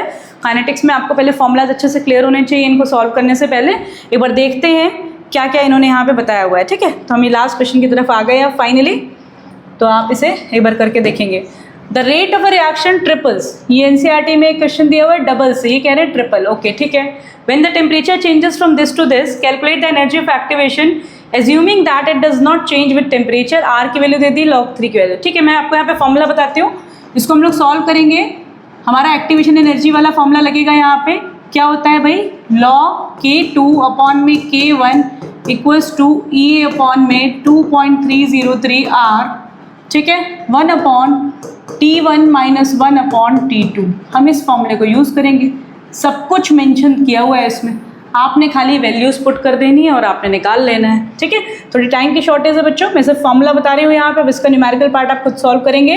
T1 T2 दिया हुआ है, तो इस रेशियो को आपको क्या रख लेना है, log 3/1 इक्वल्स टू, ये आपको निकालना है 2.303 यहाँ दिया है, ये 8.1314 लिखा हुआ है, इंटू 1 अपॉन T1 कितना दिया हुआ है आपका, कितना टेम्परेचर है 298 kelvin, and this is 1 upon 318 kelvin, ठीक है। इसे सॉल्व करोगे यू विल गेट EA। तो this is the first part. Second part, identify the order of reaction, right is integrated rate equation, mention each term, okay. तो ये देखो, ये हमेशा बताया जाता है जब खाली कॉन्सेंट्रेशन टाइम वर्सेस ग्राफ होता है, तो ये हमारा कौन सी ऑर्डर को बताता है, जीरो ऑर्डर रिएक्शन को, जीरो ऑर्डर रिएक्शन को यहाँ पे बताता है, सिंपल है ना। और इस केस में हमारा जो ग्राफ आता है वो हमारा क्या आता है, R equals to minus KT plus R0। This is the integrated rate equation for zero order reaction, जो इन्होंने नेक्स्ट पार्ट में पूछी हुई है। तो आप इसे करेंगे और इस तरह आप उसको सॉल्व करेंगे, और डेफिनेटली आपका 5 नंबर का क्वेश्चन है। जीरो ऑर्डर आपको 1 नंबर दे देगा, डेफिनेटली दूसरी इक्वेशंस आपको ये बता देगी और ये आपको 2 नंबर दे देगा। ऊपर वाला क्वेश्चन 3 मार्कर है, इसमें न्यूमेरिकल है, फॉर्मूला बेस्ड है, आप इजीली इसको सॉल्व कर सकते हैं। नेक्स्ट क्वेश्चन बी पार्ट यहाँ इन्होंने लिया है, ये भी काफ़ी सालों से लगातार क्वेश्चन आ रहा है, और इस क्वेश्चन में इन्होंने यहाँ पे क्या किया हुआ है, तो मेरे ख्याल से यहाँ तक आपको क्लियर हो गई ये बात। अब हम आगे बढ़ेंगे, मैं इसको एक बार रिमूव करूँगी, so if you want to take screenshot then you can take, okay. चलो भाई आगे बढ़ते हैं हम लोग। तो इस केस में हम लोग बात करेंगे, लास्ट क्वेश्चन की तरफ हम लोग बढ़ रहे हैं। तो लास्ट क्वेश्चन में हमारा जो ये न्यूमेरिकल टाइप का ही क्वेश्चन है, और इस क्वेश्चन में आप देखेंगे simply consider the following first order thermal decomposition of SO2Cl2 gives out SO2 and Cl2, ठीक है। अब ध्यान से देखते हैं, if total pressure of gases found to be this after 10 second, यानी कि इन्होंने कहा and 300 torr upon complete decomposition calculate rate constant. अच्छा भाई, तो जैसे हम इसको कैसे करेंगे, इन्होंने बोला है एक बार टाइम दिया है इन्होंने 10 सेकेंड्स का, और एक बार इन्होंने टाइम दिया है कंप्लीट डन, ठीक है। हम देखते हैं, तो इनिशियली क्या है भाई, इनिशियल कंडीशन में ये PI है, ये 0 होगा, ये 0 होगा। आफ्टर 10 सेकेंड्स क्या हो गया, दिस विल बी, ये PI जो भी है, मैंने माना यहाँ पे X कंज्यूम हुआ, ये X कंज्यूम हुआ, ये X कंज्यूम हुआ। इस केस में जो इन्होंने P टोटल दिया है, दिस इज कितना दिया इन्होंने, 200 टॉर, ये आपको दिया हुआ है 200 टॉर। ऑन कंप्लीशन, जब कंप्लीट रिएक्शन हुई है, अभी हमने कंडीशन सारी लिख ली है, ऑन कंप्लीट रिएक्शन इस कंडीशन में क्या हो जाएगा, ये 0 हो जाएगा, this will B PI and this will B PI, और इस केस में इन्होंने पी टोटल जो दिया है बच्चों वो दिया है 300 टॉर, और यहीं से ट्रैप है। यहाँ तक के क्वेश्चन आपके एनसीईआरटी में सॉल्व हैं, यहाँ पे इन्होंने न्यू चीज़ डाल दी बेसिक चीज़ ना बता के, ठीक है। तो इसको आपको ध्यान से देखना है, बहुत सिंपली हम इसको करेंगे। तो पहले वाले केस को अगर मैं बताऊँ आपको सिंपली, तो इस केस में मेरा पी टोटल कितना आ जाएगा, P I minus X plus X, तो ये कैंसिल आउट हो गया। तो this will be P T will be equal to P I plus X के। तो हम ऐसे करके पी टोटल से पी आई प्लस एक्स निकालेंगे, तो एक्स कितना आ जाएगा आपका, P total minus P I. अब पी आई तो हमें दिया ही नहीं इन्होंने कुछ भी, लेकिन ये जो नीचे वाला हिंट है इसमें इन्होंने आपको पी आई बता दिया, क्योंकि यहाँ पे तो जीरो है, तो यहाँ पे पी टोटल किसके बराबर है, जीरो प्लस पी आई। मैं जीरो हटा देती हूँ कि जीरो कोई सिग्निफिकेंस नहीं है, ठीक है, वो तो सिर्फ मैंने आपके लिए लिखा है ताकि आपको समझ में आ जाए। सबको हमने ऐड कर दिया, तो यहाँ से हम कह सकते हैं 2 पी आई इक्वल्स टू क्या हो गया, पी टी। तो पी आई इक्वल्स टू क्या हो जाएगा, पी टोटल डिवाइडेड बाई 2। तो पी टोटल इस केस में कितना दिया हुआ था भाई, इस केस में जो पी टोटल दिया है दिस इज 300 टॉर, और इस केस में जो पी टोटल दिया है दिस इज 200 टॉर। दोनों अलग अलग दिए हुए हैं, वो लिखा हुआ है वहाँ पे, ये वही चीज़ मैंने यहाँ लिखी है। तो पी आई कितना आ गया आपका 300 डिवाइड बाई 2, दिस इज 150 टॉर, और इसको आपको यहाँ ऊपर प्लेस कर देना है। तो x की वैल्यू आ गई, पी टोटल कितना दिया था सेकेंड केस में 200 माइनस 150, तो x की वैल्यू आ गई 50। तो व्हाट इज आवर, इन्होंने पूछा है आपसे सिंपली कि आपको बताना रेट कांस्टेंट। तो अगर ये वाली क्वेश्चन हम लगा रहे हैं 10 सेकेंड के बाद वाली, टाइम दिया हुआ है यहाँ पे 10 सेकेंड का, तो हमारे इस केस में ये पी आई माइनस एक्स क्या हो जाएगा, पी इनिशियल कितना आया था आपका 150 में 50 माइनस करेंगे तो ये कितना आ गया, दिस इज 100। बस फॉर्मूला पुट करेंगे, तो आफ्टर 10 सेकेंड वाले में से अगर हम फॉर्मूले को यूज़ करेंगे तो हमारा क्या बनेगा, लॉग। अगर हम इसमें देखें तो what is the formula, k equals to क्या होता है 2.303 फर्स्ट ऑर्डर के लिए अपॉन में t log p initial upon में p फाइनल। तो आप देखो k निकालना है आपको, तो k इक्वल्स टू 2.303 अपॉन में 10 सेकेंड्स दिया हुआ है इंटू लॉग p इनिशियल कितना दिया हुआ है भाई, p इनिशियल हमारा आया 150 अपॉन में हमारा कितना दिया है p फाइनल हमारा आया 100। हम इसको सॉल्व करेंगे and will get the answer. तो that is the way we just solve this question. और ये क्वेश्चन आई वुड रेट कि ये अच्छा क्वेश्चन है, कंसेप्चुअल क्वेश्चन है, और इसको बच्चों को एक बार सोचना पड़ेगा। यहाँ पे जिन्होंने प्रैक्टिस की है वही इस क्वेश्चन को सॉल्व कर पाएंगे, otherwise it would be difficult to solve these kind of questions. Okay, तो ये क्वेश्चन आपको ऐसे करना पड़ेगा, इसको सॉल्व करेंगे, you will get the answer. And finally last question, for a bimolecular elementary reaction A + B products write the expression of rate reaction. ठीक है भाई, यहाँ पे सिंपल है, आप लिख सकते हैं कि रेट का रिलेशन ये होता है। अगर मैं लिखूँ कोलिजन थ्योरी के अकॉर्डिंग तो PZAB e⁻ -EA upon RT ये एक्सप्रेशन होता है।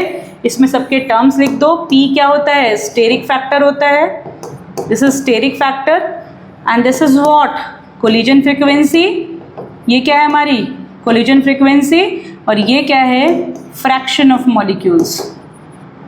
Of molecules having energy more than kinetic energy और इक्वल टू काइनेटिक एनर्जी। ठीक है बच्चों, सो इस तरह से हमने देखा, हमने पूरे के पूरे क्वेश्चन सॉल्व करे।